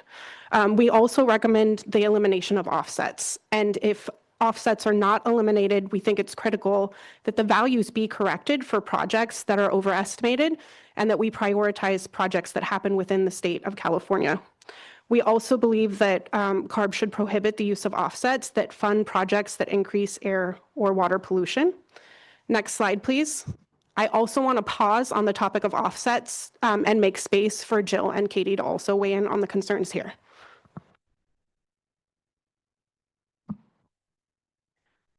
So again, while executive order in 2725 doesn't explicitly impose mandates on tribal governments, it does have broad effects that will impact tribal communities. And we can see this through market shifts, supply chain, cost increases, in infrastructure expectations, and other vehicle service dynamics. And in these programs, in general, especially when it comes to the return of tribal ancestral territories back to tribes, there is no, and again, I have to hammer the HOOPA thing because that is not a choice. The land, the 10,000 acres that we received back has already provided the value of the cap and trade program to the individuals who purchased the property first. And they dumped it. They dumped those 10,000 acres, which includes as a sacred mountain to us that we haven't had access to. They dumped that literally because it wasn't going to make them the amount of money that they could see from it. So we've inherited this program. We would like to, the tribe would still like to divorce itself from those commitments. And I wish that there was a way for tribes to do this under the intention of returning ancestral lands to tribes. And that is, the Truth and Healing Council, like all of these government agencies are looking to do that. And again, tribes have no representation in terms of consultation on policies that are going to impact them. And most tribes don't have the financial capacity to bear the burden of having attorneys review and create documents that can help them advocate for themselves in a very, I don't want to say in an eloquent manner that would make the agencies understand the burdens that this places upon tribes. So as a result, tribes are being impacted with the burden without any kind of representation to be consulted with. And that, and that has to move beyond EJAC, because many of our tribal engagement programs are in public outreach. And so it fails to even recognize the tribes or governments. And I understand that the state isn't used to working that way, but we need to have a different consultation process for tribes to be engaged. We're not the public, and we have a different responsibility. And so it would be amazing if we could follow in California Department of Transportation's footsteps, because they're the ones who are actually throughout the state and all of the agencies. Caltrans has actually done a really amazing job of ensuring that tribes have access to consultation and input. So.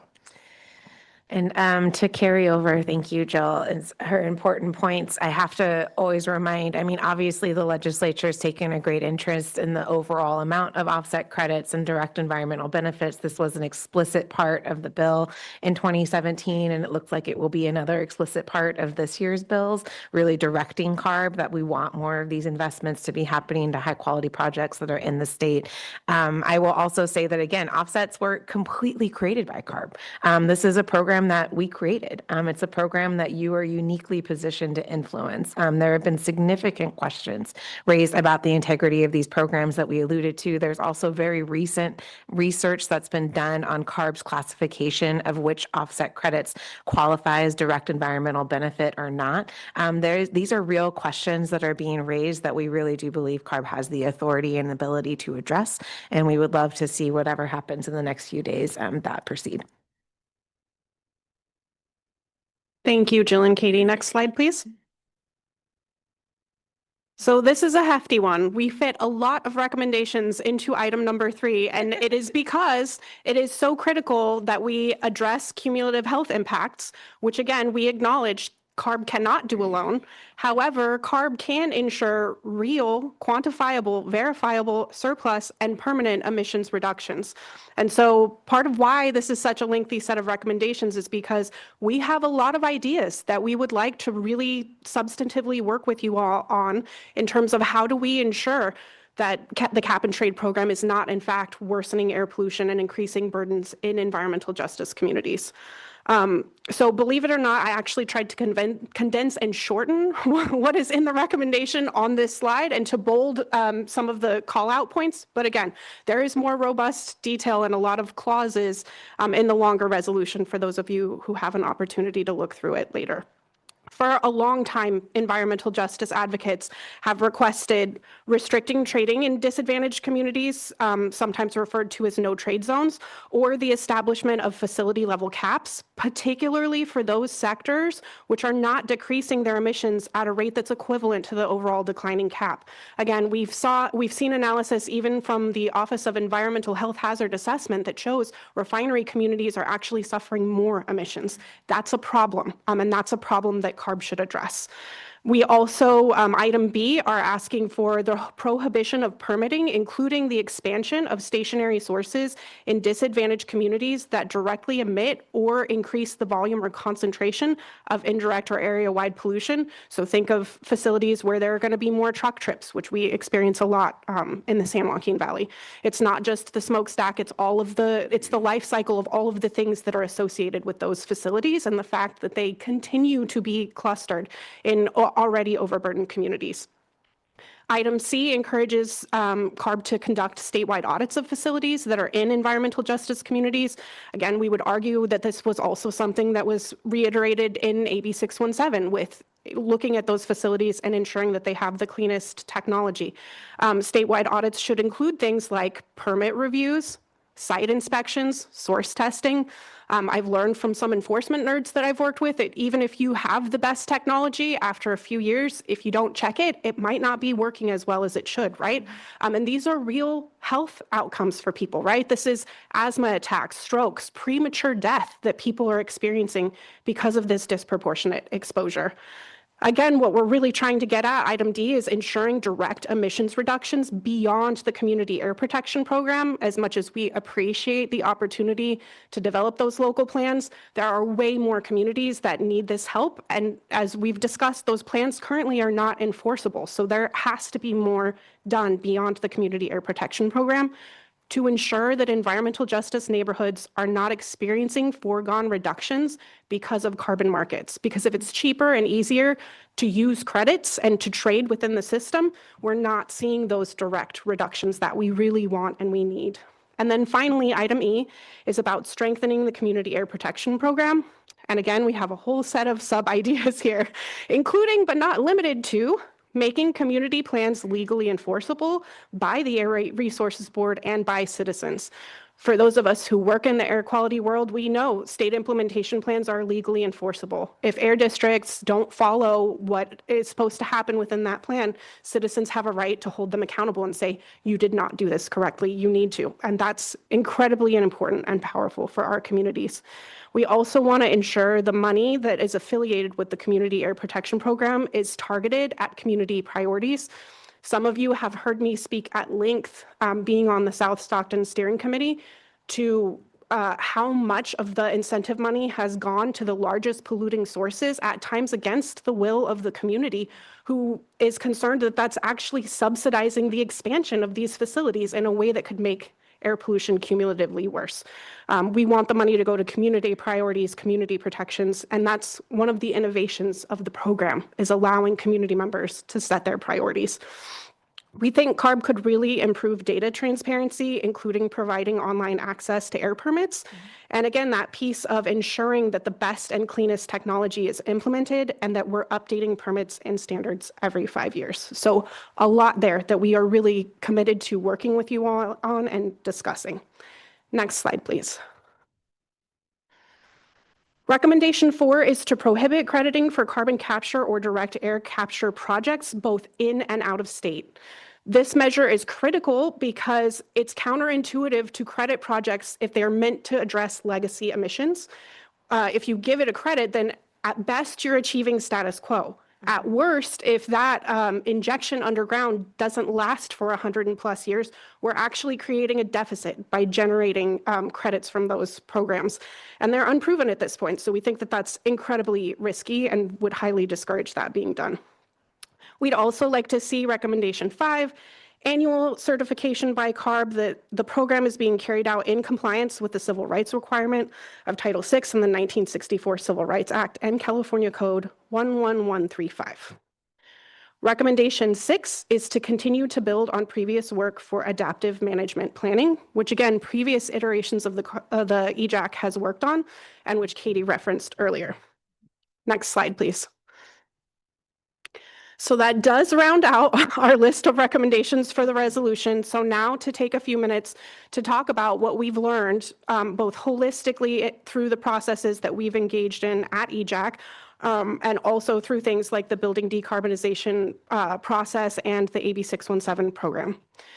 First, to acknowledge that environmental justice is both about recognizing the disproportionate impact to our communities that are historically suffering from environmental racism, and that also, as important as recognition is in doing things like establishing an environmental justice advisory committee, we also really need to see improved outcomes, right? We need improved quality of life, better health outcomes, better protections for our communities. And we do believe that the Community Air Protection Program has been innovative and has built on a robust academic literature of community-engaged and community-based participatory action research, where we acknowledge community members' lived expertise as valid data that can be helping us to really innovate and be forward-thinking. We've also seen agencies like CARB and even the San Joaquin Valley Air District improve accessibility by providing translation, having stipends for community members, scheduling meetings in the evening, which is, again, acknowledging that this is part of why we're doing our meeting in the evening. Trust and relationship building is critical in communities that have been disenfranchised and disinvested in for decades. And the Community Air Protection Program has introduced a process that has allowed for longer-term investment and trust and relationship building that needs to be continued. And informed consent, right? Communities should be able to say not only that they're the leading expert in their experience, their lived experience, but also the type of economic development that they would like to see that truly will benefit low-income households. So I'll just call out across the bottom, there's the spectrum of community engagement to ownership, and recognizing varying capacity, varying processes allow for varying levels of ownership. Obviously, at the end of the spectrum, where we absolutely don't want to be, is ignoring the voices of environmental justice communities, and that our goal is really to move along the spectrum from providing information to consulting to being involved to collaborating to deferring to. Again, depending on the issue and the process. AB 617 is one process where a lot of lessons have been learned. And even though it's a program that many EJ groups were not consulted on when it was passed, and it still needs reform, we have leveraged it for direct investments in things like urban greening and air filters and real improvements such as stronger rules and regulations. So these community engaged lessons should be integrated into CARB's rulemaking and the next scoping plan. And one thing EJAC said was from inception to implementation. It was a mantra that we repeated throughout the scoping plan process. And we want to see more outcomes, right? Process is super important because it's connected to the outcomes, but ultimately what we need to see are real reductions for our communities. Next slide, please.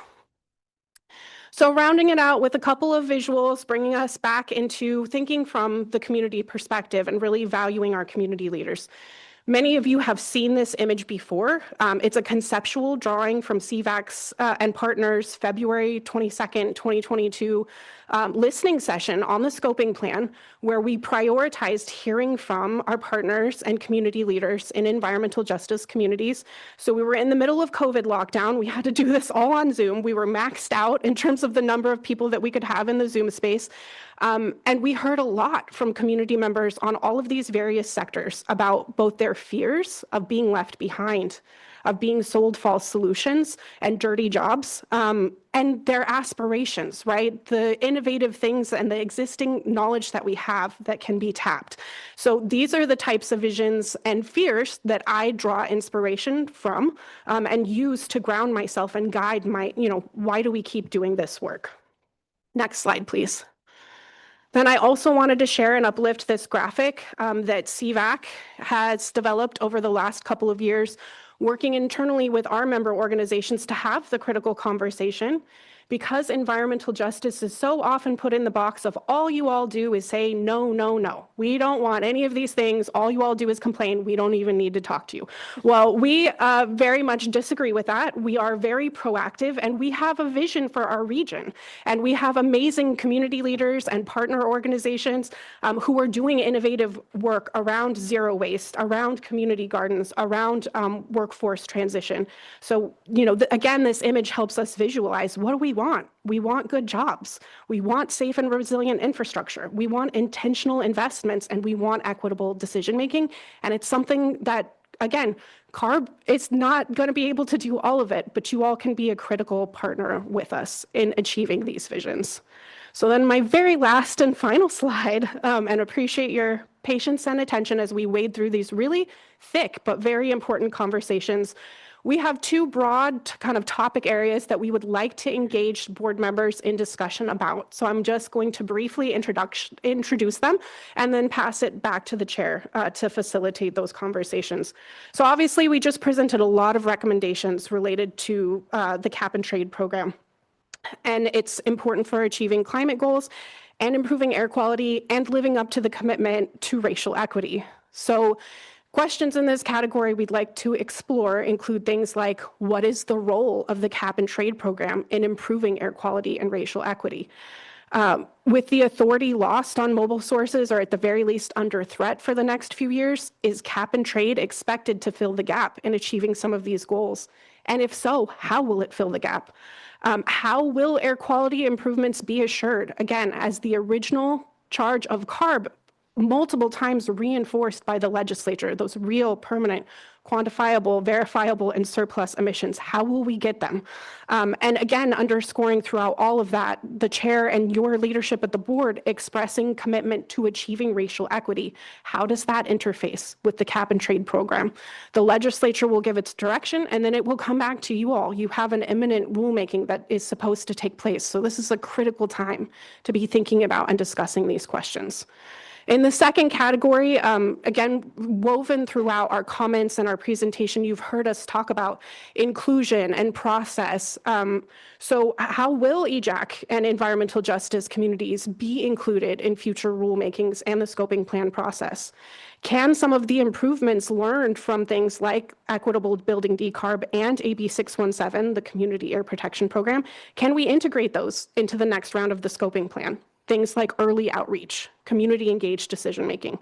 What will engagement from EJAC look like? So I know that's a lot to discuss, but we wanted to lay that out on the table for you all to consider. Our priority now, because we spent quite a bit of time talking at you, is to hear from you all as board members. And so I will pass it to the chair to facilitate that discussion. All right, thank you very much. Appreciate the all the work that EJAC put into the resolution itself, and appreciate the presentation. I guess I'll start with, you alluded to our, mobile sources and sort of the challenges we have at the federal level, and I think it's important. There was that slide talking about 2018, and I think it's really important to acknowledge all the work that's happened between 2018 and now, right? The incredible progress in the electricity sector, SB 100, and my first EJ tour was to see a gas plant called Etowanda, which has since been closed, along with many other gas plants in the state. And the incredible progress that has been made with our mobile sources and the focus that CARB has put over the last several years on focusing on those mobile sources in communities that are most impacted, communities that are experiencing heavy duty, high volumes of heavy duty trucking, communities near ports. A huge focus and huge progress on, shifting that heavy duty sector to zero emission vehicles and to cleaner combustion vehicles, right? The advanced clean trucks regulation, the omnibus regulation, both of which we are fighting in court to maintain, was really intended to target communities that were most impacted, but not just those rules that have been under attack, but also the heavy duty inspection and maintenance rule, which deals with the legacy fleet and makes sure that they're consistent with the emission standards and that they are tested and fixed when they're not.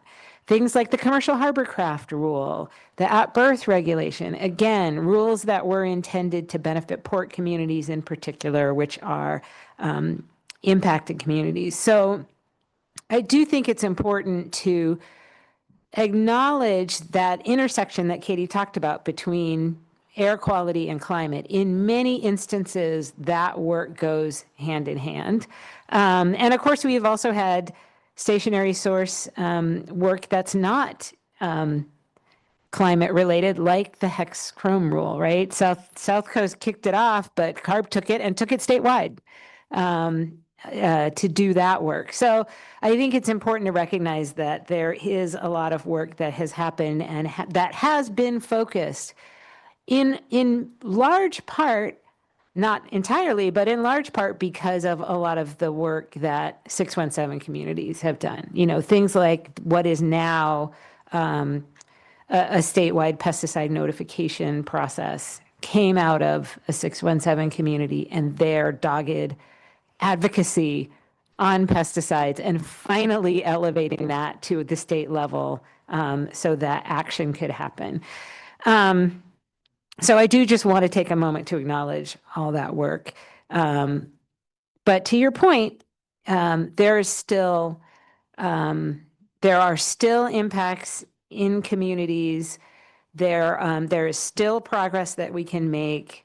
And I think kind of the continued work as we see kind of what comes out of the legislature and as we see how the program evolves moving forward, but also what are the opportunities around continuing to strengthen and elevate the 617 program. I know I have heard a lot of direct concern that the steering committees are doing their work and they're creating SERPs, and then, consistently nominated communities are creating LSERPs, and local governments aren't necessarily seeing those when they're making their land use decisions. So what are the opportunities to kind of link that communication, and how can there be more of a sustained sort of loop between those things so that it's clear kind of what community residents are experiencing, what businesses are interested in doing as part of the community steering committee process, what air districts are willing to do, but also what the land use authorities are doing and how are they talking to each other and communicating and implementing. So I do think there's some opportunities there going forward that we can think about and work on. So I guess kind of those are my comments. I would happy to open it up to questions or comments from board members or committee members.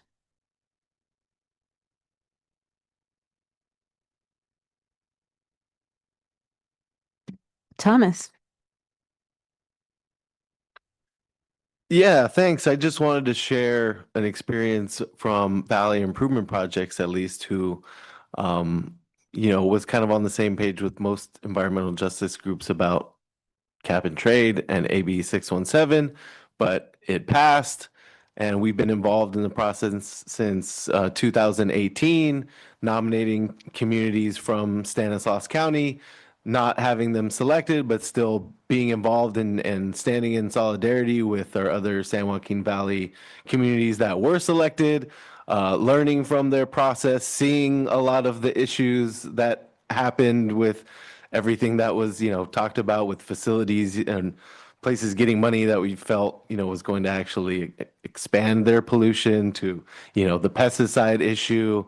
And so we kind of did get to benefit from that, from not having a selected community and getting to learn from the process and, agree that there are a lot of issues to be worked out.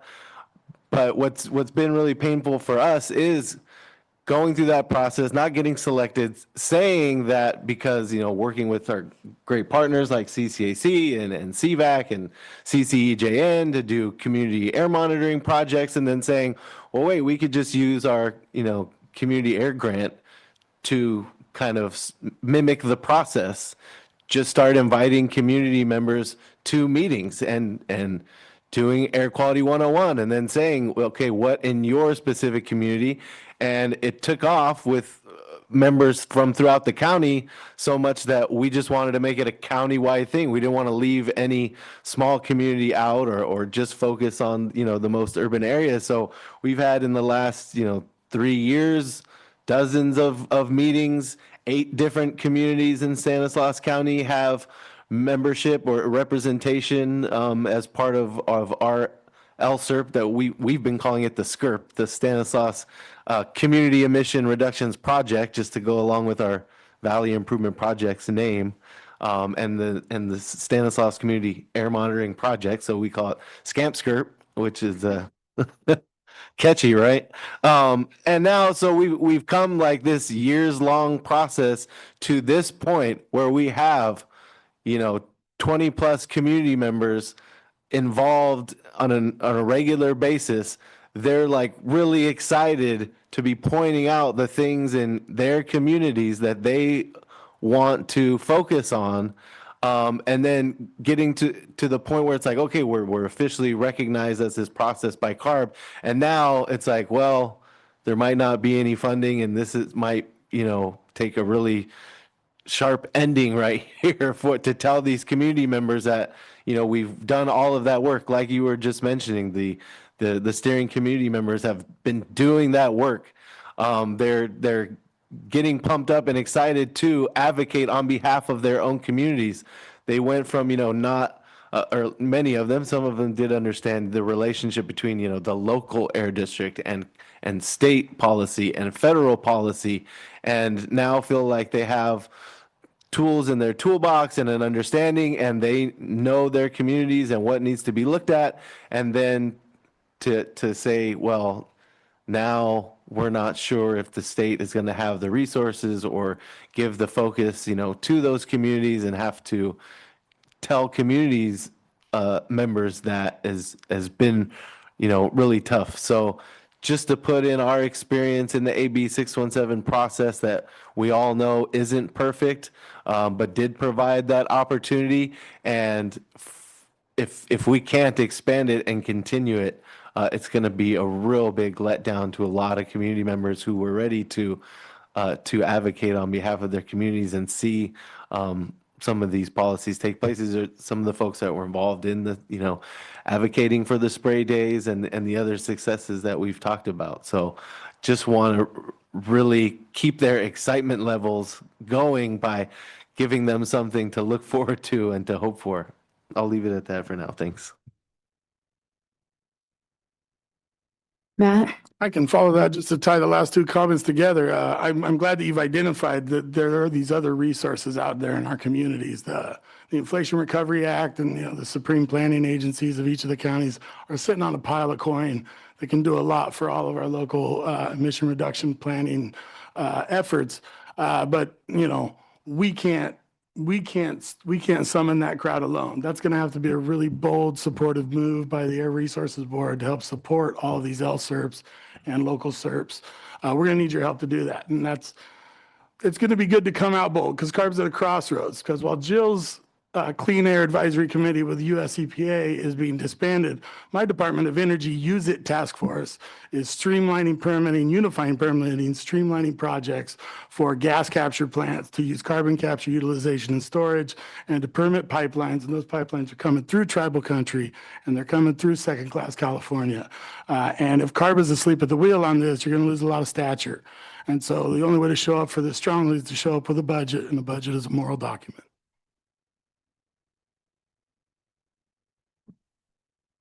All right, thank you. Any other questions or comments? And I'm not seeing any online. Martha? I wasn't going to do this, but I can't help myself. Sorry, Catherine. So while in my office, there's a firewall between myself and our 617 project, because I serve on this committee, there is work that's being done in South LA that isn't being done in other places. And the only funding we could find for this work, which is really sad, is through AB 617. And so we have the only Just Transition chapter, and we're doing something really different. We're actually working with the small businesses that are the backbone of the economics of that community. We're working with auto body shops. We're working with dry cleaners. We're working with some metal manufacturers.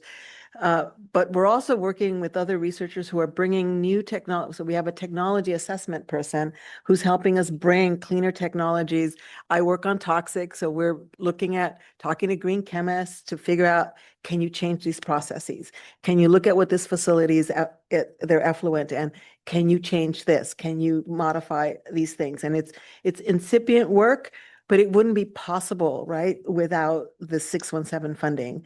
And through the participatory budgeting, the community decided where those funds would go, right? So it's everything from switching out dry cleaners to wet cleaning and their boilers, which actually means less regulation.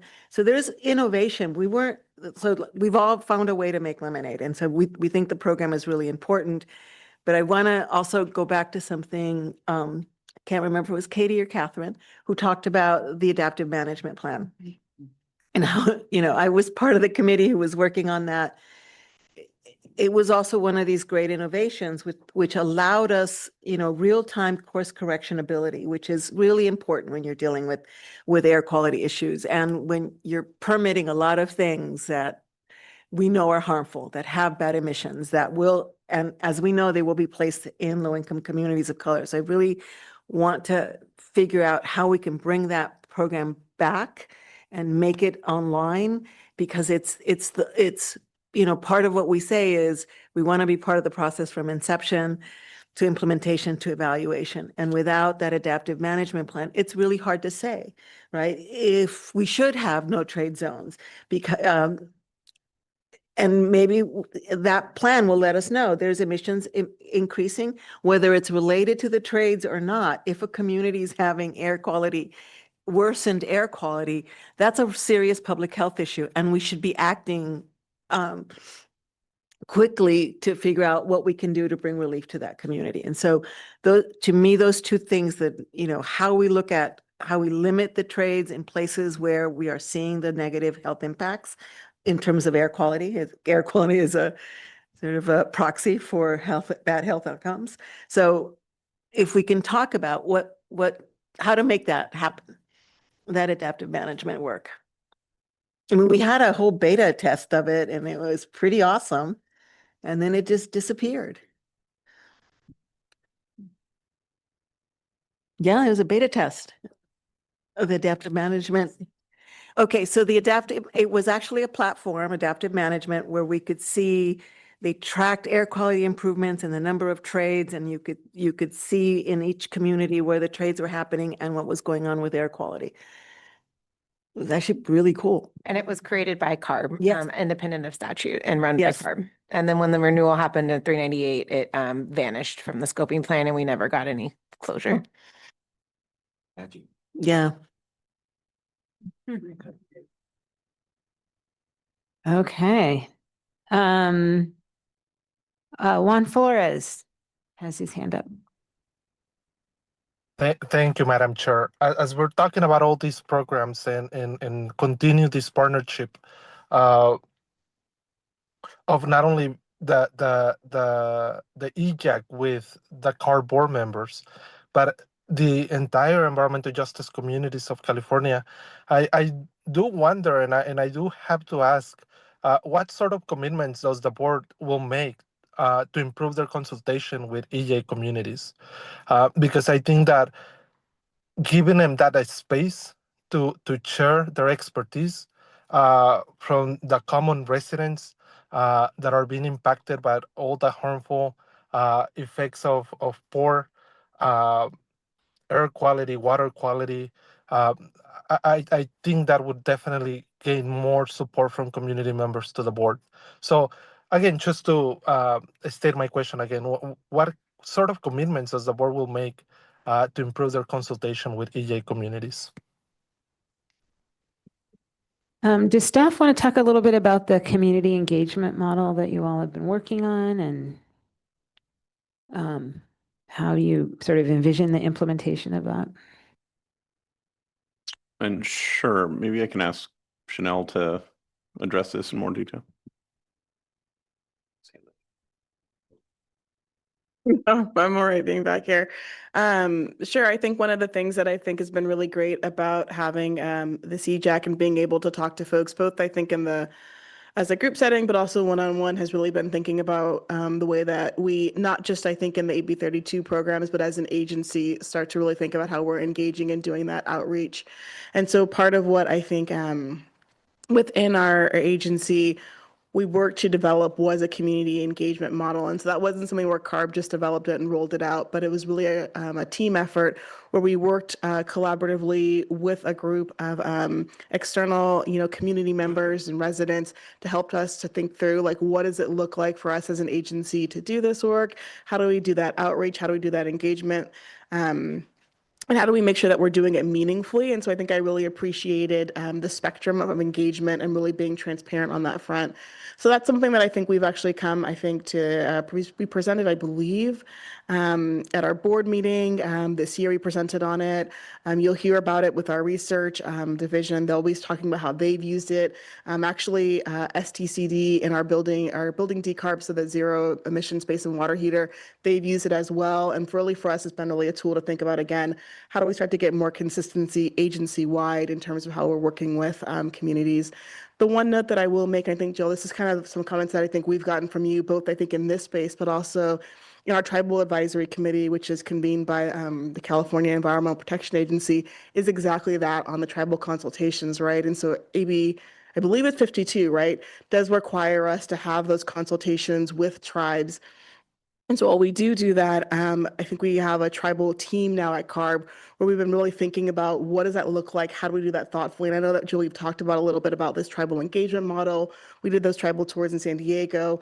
But one of the things that we really do want to work on and think about, in addition to how do we outreach to communities, is exactly what you brought up, right? Is that tribes are sovereign governments. So how do we have those conversations? How do we hold those formal consultations, right, with the big C, and then also with that little c, and how do you do that meaningfully? So that's been a little bit of the work that's been happening in my shop in addition to the Environmental Justice Advisory Committee. And I'll hand it back to you, Dr. Clough. Thanks, Chanel. All right, thank you. Board Member Takavorian. Thank you. This is a really wide-ranging conversation. As it kind of should be if we're in an environmental justice space, because that's what environmental justice is. But I guess I wanted to say a couple things. One, on what Chanel just talked about.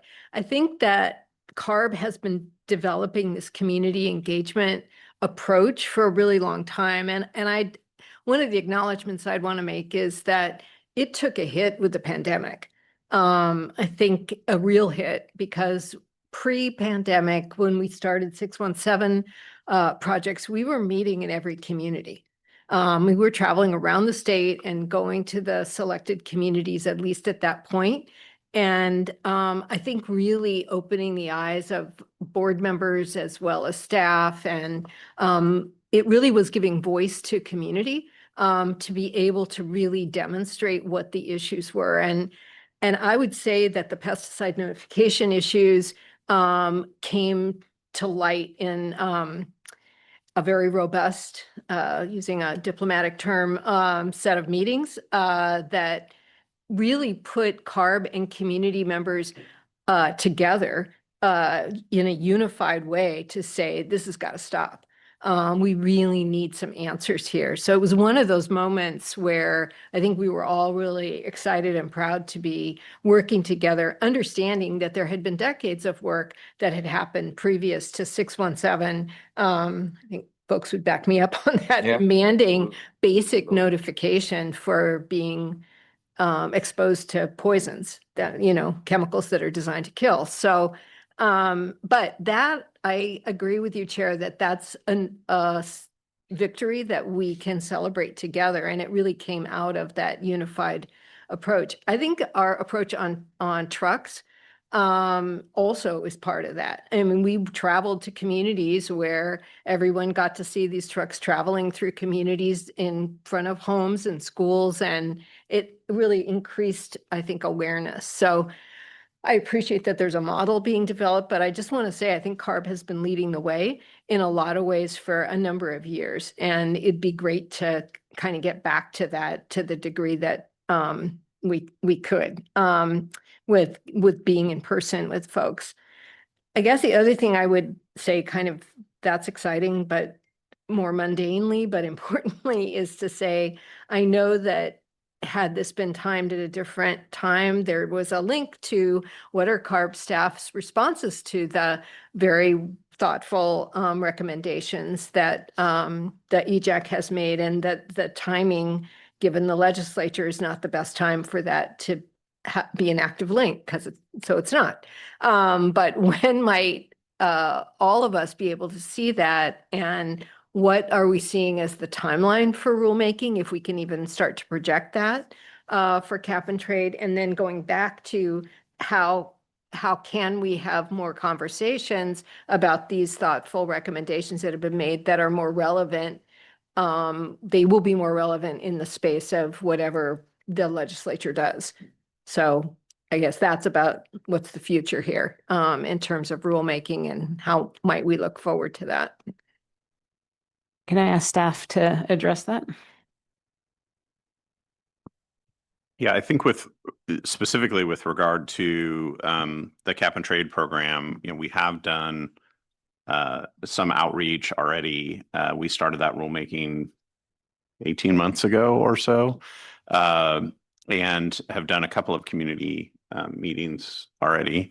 To the extent that we continue forward with that rulemaking later this year, if the legislature does give us that direction, we would continue to do that engagement.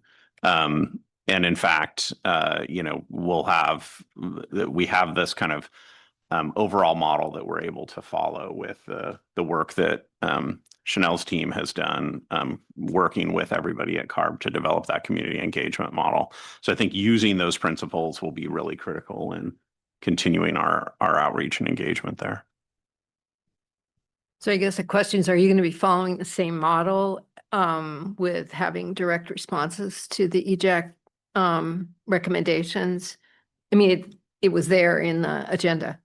And I know you did that on the building decarb and had done that on LCFS. So I was just wondering if that's part of the model now. Yeah, I think to the extent that we can respond to that, I know staff has some questions about what's in the resolution. So hopefully we can continue to engage in our October meeting and then respond to that as we move forward. That makes sense. Okay. Your face. Anyway. Kevin?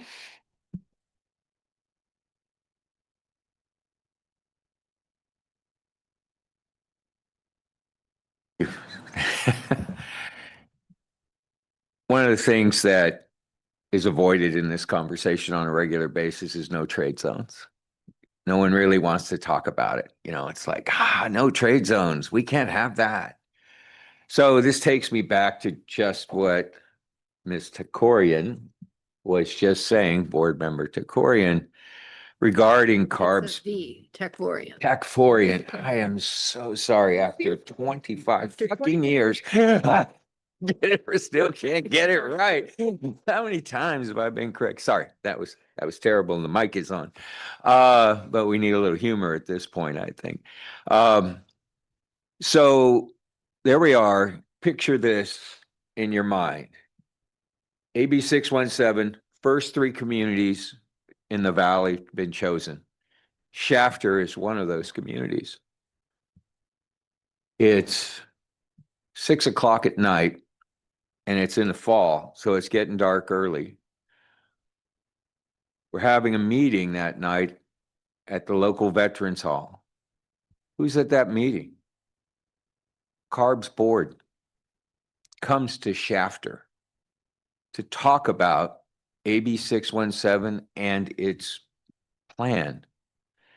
And I want to tell you, the place was packed to falling out the doors. And those people, and by the way, CARB board members were there until 10 o'clock that night listening. And it was so powerful for that community. They have taken that forward since. And I consider them one of the stars of the 617 program because that gave them the power to go to the air district and feel like they had power and say, no, I don't want this. I want this in my 617 plan. I don't want another little locomotive here I hardly ever see and doesn't affect the emissions I'm getting from the big trains from BNSF and UP, because you can't change those for us. But it'd be great. What if we had trees and shrubs that grow up and down our streets here and protect us from that. And by the way, at the same time, cleaning the air. And said to the air district, how about we take that money and do something unusual with it? And they did something innovative. It's not a mobile source, is it? It's not even a stationary source, but yet it gets done. Some sidewalks get fixed. These communities have needs that go beyond just what's the standard sort of thing that we see in plans from this district, and yet it got done. It was able to be done. But yet that community still sits in a spot that pollution accumulates on a regular basis. And it accumulates from energy production, and that energy production is related to the local industries there. And those carbon emissions coming out of those industries, especially black carbon, are causing tremendous health problems in those communities. So why are we still, with those same industries, offering them to be part of the cap and trade program and to trade emissions off that they've purchased or buy emissions that allow them to continue to put that pollution into the air and cause those same health consequences to those folks in that area, rather than cleaning it up? And I've said this to businesses many times in the Valley. We are not out to shut you down. We're out, we want this information to do the kind of things Martha's talking about, where we can examine what you're doing and give you a better way to do it that doesn't create this problem. And those better ways are out there. It's a matter of investment at that point, or willingness to invest. And as they're able to take advantage of this amazing program, that, by the way, I hate, but anyway, it's here, so I have to deal with it as it is, right? And to allow that just seems criminal to me, to be quite honest with you. Why are we doing that? We have plenty of people out there who'd like to have those credits, who are doing what they should be doing. Why are we still giving them to people who aren't, and allowing them to be part of this program? Now, I wouldn't just go down there and say, okay, well, because it's here, you can't do that. I would say, if you don't do that, then you will not be able to be part of this program, and we will remove you from it, because we have data that shows that you're not complying with the program. I don't understand why everybody's so afraid of that. I mean, we enforce on the air pollution side much better than we do on the climate side. So we just kind of let this keep on running. So these areas have already been pretty well identified where this failure to actually reduce these emissions is happening. And yet again, Kern County's like the poster child for this too. That and Wilmington. And, you know, maybe around Torrance and South, you know, there in Long Beach too. I still remember trying to be sold a piece of property there that had an oil derrick in the back of it. And I laughed at the guy. I'm from Ohio, brother. You know, I live next to a steel mill. Yeah. So I think we're looking to CARB to lead on this. Now, this is hard, because you've got the legislature sitting over here talking, you know, about how do we put more people in this program. But you are the actual entity that polices this. And so we expect the police force to do their job and make sure that whatever's happening and whatever you're being responsible for in this is not harming people. And I don't want to say anything that's going to make people feel bad, but and I don't want to accuse anybody of anything. I'm not doing that.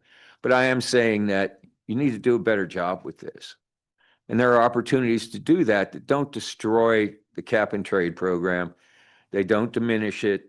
They actually use it in the way that I think we always envisioned it would be used for, as a tool to leverage people into doing the right thing. And when they don't, there has to be consequences. And right now, there's just no consequences there. So the threat of even becoming a no trade zone will get everybody's attention right away and be very politically difficult, but in the end might create the types of change that we need to see there. I know that was really long. I'm sorry. Thank you. Appreciate that. Matt. I just have an unpleasant correction. So if you wanted to respond, please go ahead. No, you can go ahead. This is not at all to bring a rain cloud down on the Shafter success. I saw it as a resounding success. 19,000 people were allocated, yeah, always true, Kevin. $38 million, 19,000 people, whereas in Stockton, we were punished for our solidarity and had $5 million removed from our CERP. So 320,000 people received $32 million in support. So, we see how so this is not to detract from Shafter, but I do have to say this, or I'm going to lose my seat in this board at this table. Spray days is in no way a human health protective notification system. It is at best a geographically restrained, use inventory. There is no way to take that data and protect yourself in real time. It can be that. It's a very important step in the right direction, and we should all celebrate it. But I am completely unable to utilize spray days to protect anyone from an application. All right. Thank you. Okay. Well, appreciate all the dialogue. I know there's, oh, I'm sorry, Catherine. If you want to respond to other people's comments, I can go. No, you go. Okay. Trying to follow potluck rules because I already spoke, so I wanted other people to have the opportunity first. But I would remiss if I let this item close without making a few points. One is I understand it seems CARB has been treading lightly because you're waiting on direction from the legislature. So I want to reiterate again, encouraging both the staff and the board to fully read the resolution. We really tried to focus high level on what our recommendations were. But the whereases and the be it further resolved are also really important context and recommendations. And along the lines of really appreciating Jill's role in helping us with tribal consultation, I wanted to call out that one of our final be it therefore resolved says Native American tribes have an inherent right to exercise authority over their members and territory, which includes removing their lands from carbon offset agreements. So even though we didn't make that a formal recommendation in our list, it is something that we've acknowledged in here. And, so again, part of the encouragement is that I want to make sure that those types of points aren't missed. I also wanted to put on people's radar, because Katie mentioned during her presentation that Barbara Haya at UC Berkeley has done a lot of research on direct environmental benefits. And so I've asked her to come to the October EJAC meeting to help us gain a deeper understanding of her research and what she's found. And so again, want to present that as a further opportunity for more information, for hearing from experts, for furthering that conversation. And then my last point on the be it therefore further resolved points is that we did also ask CARB to clarify in writing where it has decided that it does not have legislative authority or political will to implement any of the things that we had recommended above. And part of why we particularly put that in there was because we had a lot of back and forth conversations, particularly around facility level caps and no trade zones. And we were basically told that because of the legislative direction on aggregate caps, that facility level caps couldn't be implemented. And I'm a geographer by training, so I said, okay, if you can't do facility level caps, can you do no trade zones? And this was in November 2024, before the legislative session started, because we understood if we couldn't get that from CARB, that we would need to take those recommendations to the legislature, but we never got an answer.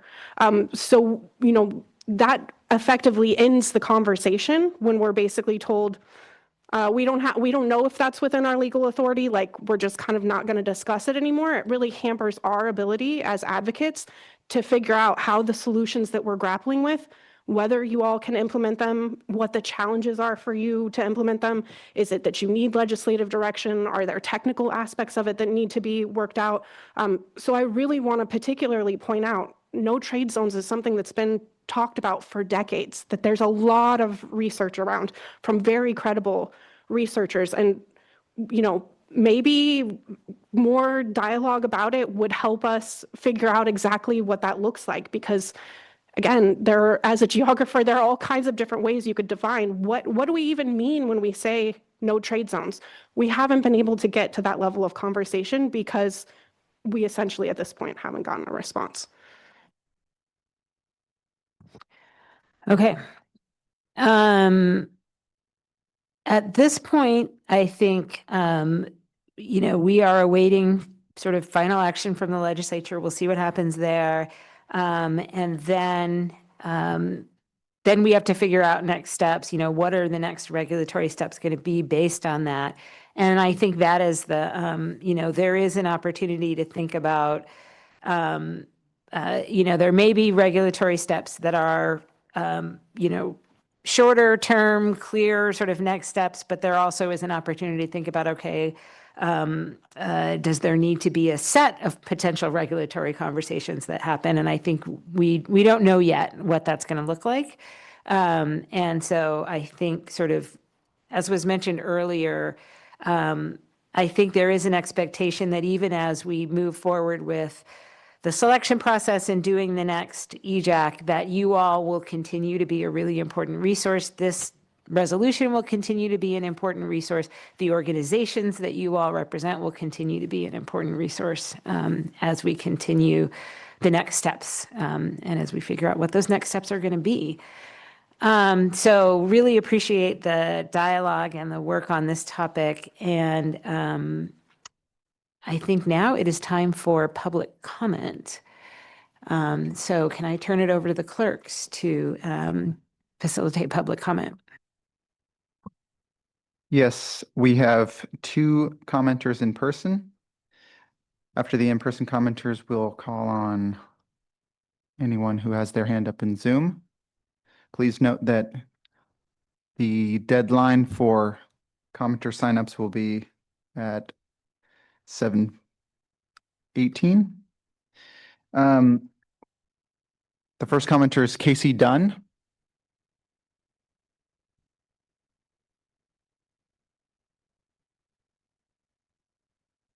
Hello. Oh, here we go. Good evening, Chair and board members. My name is Casey Dunn with Southern California Edison.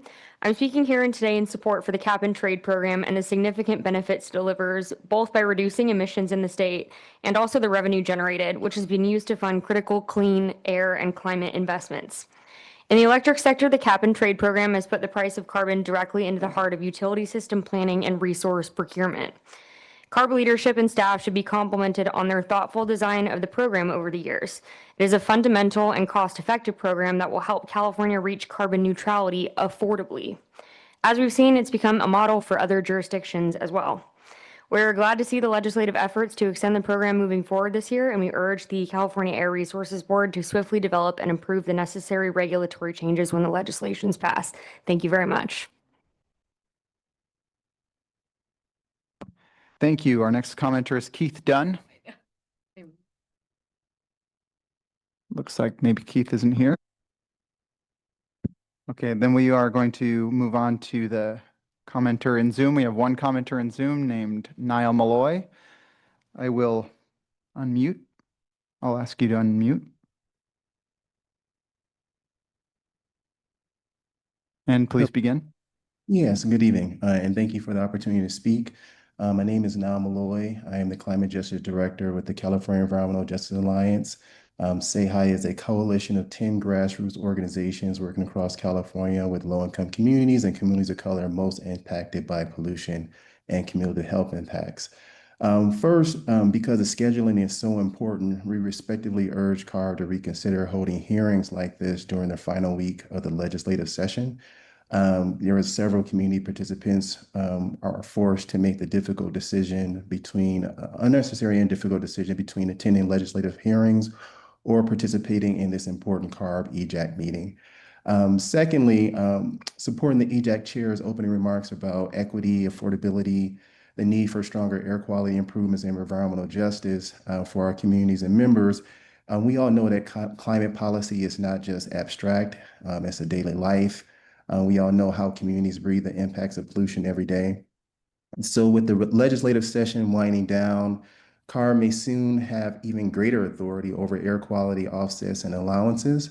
And the central question is, will the CARB authority deliver real pollution reductions in our neighborhoods, or will industries continue buying their way out while our children, families, and workers bear the burden? And importantly, will CARB finally consider supporting some of the EJAC resolution and recommendation that was provided today, which was excellently presented by CVAC team. So really appreciate those things. We also really appreciate the thoughtful recommendation from the EJAC, and we urge CARB to put some of those in action, thinking about the next regulatory process, specifically around strengthening the offsets and then also environmental benefits around AB 617. We know that these are very important programs, as mentioned by the chair and also other EJAC members, and so I want to consider that work continue to move forward. Thank you. Thank you. That concludes our commenters, both in Zoom and in person. I'll turn the microphone back over to Chair Randolph. All right, thank you. And I do have to say, I +1 that last commenter's point about the joint meeting at the end of session. And I feel like that's, as the next EJAC iteration is constructed and put together, I think looking at the calendar and figuring out if we can tweak this meeting a little bit so it's not the same week as the end of the legislative session is actually a great idea. So with that, I think we are adjourned, and heartfelt thanks once again to all of the committee members who have been doing all this work, and to our co-chairs. And there's more comments. Thomas, we'll start. Yeah, go Tom. Yes. I forgot. I'm sorry. I apologize. I saw the closing remarks on there, so I was saving a very quick comment, but has to do with everything we were just talking about. Early engagement with community, valley improvement projects, as I'm sure some of the other folks in this room have been involved with various groups working on upcoming regulations, one of them being the landfill methane regulations. We've heard that might, kick off as early as November. So early community engagement's kind of been a theme of this meeting. We definitely want to say early community engagement, especially to those frontline communities that this impacts strongly, is done. And again, just in relation to some of the conversations we had today, really listening to those community voices, not giving into, voluntary industry programs, and make sure that we have robust commitments to, transparency and data collection, and actually making some of the things that we know will alleviate some of these burdens on communities near landfills and other sources, are heard and have access to that. So just wanted to put a plug in for that real quick. Thank you. Thank you, Tom. And my copy of the cap and trade resolution was covering my agenda order, and I just completely lost track of where I was. So sorry about that. Catherine. No worries. Just again, don't want to miss this last opportunity for closing remarks, and happy to let Martha Dina have the last word from the EJAC. So just want to take the opportunity to thank everyone for their time and attention today to these really important issues. And special thanks to Katie with CVAC for supporting us on so many of these issues, from Building Decarb to the cap and trade program. And to carbon markets work group members, our work group has included, again, EJAC and non-EJAC members who put in many hours, not just to help us develop this resolution, but to invite our expert speakers to prepare questions and have meaningful dialogue with them. And it really is a robust process that we engage in to develop our resolutions. I think it's clear that on these issues, we need to dig in and work both harder and smarter.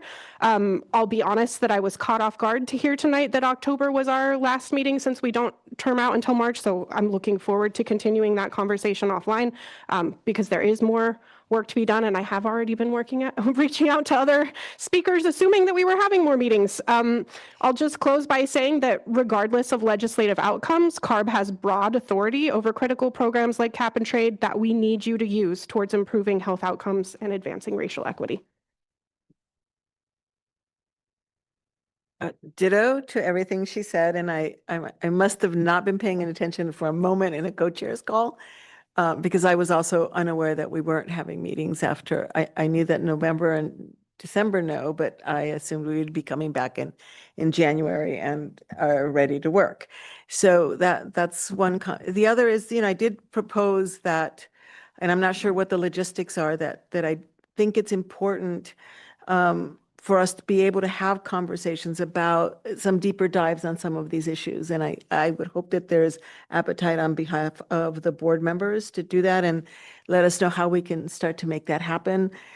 There is wide expertise in the committee, but there's also wide expertise within our organizations on everything from just transition to community air monitoring to program design. And so as the longest serving member of this committee, and I was on the floor when AB 32 passed in 2006, and we were that first class of people, and I stayed, and I don't know why, I'm a little crazy, but everybody knows that. But the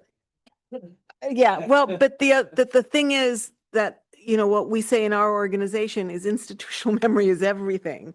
And when you realize that you've been doing something for almost 20 years, and we've been here through different chairs, through different staff, and so we are an incredible resource and have institutional memory and no program knows. Like, I didn't realize nobody knew about the adaptive management plan. How did not, It's been a long time. it's been a long time. That's why. So, COVID purged a lot of memory. yeah, there's that. So I just really hope that we do that and we do it seriously. Because a lot is at stake. Our ability to meet climate goals, to stop climate catastrophe is at stake. And our ability to innovate and have a different economy, right? It's important. If the cap and trade program continues to be, lowering the cost of compliance for the people who got us here versus clean air and a future for I don't have kids, but certainly my niece who is 15. And I look at her and I think, what are we leaving you? What are we leaving her? And it's not good. And so this institution needs to stop putting its finger on the scale in favor of industry. We will not get to the new economy. I remember when I first started doing climate change work, there was this great quote: the Stone Age did not end because we ran out of stones. The fossil fuel age will not end because we run out of fossil fuel. It's a really old quote. That's how long I've been doing climate change work.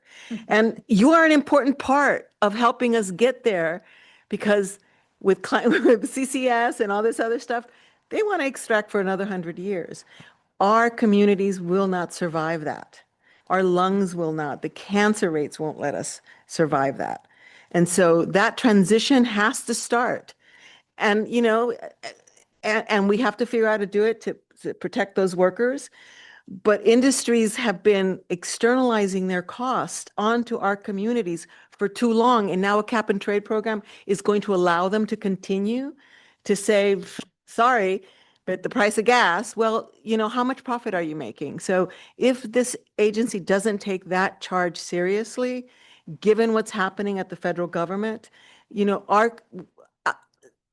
we're in a lot of trouble, and we're already past the point where we need to act. And so now, we're offering our help because we understand what it means to not be able to breathe clean air. We understand what it means to live next to a freeway. We understand what that means for the health of our communities. And so we're offering this help, and we really hope it's taken. All right. Thank you very much. And on Martha Dina gets the last word, and our meeting is adjourned, and thank you all.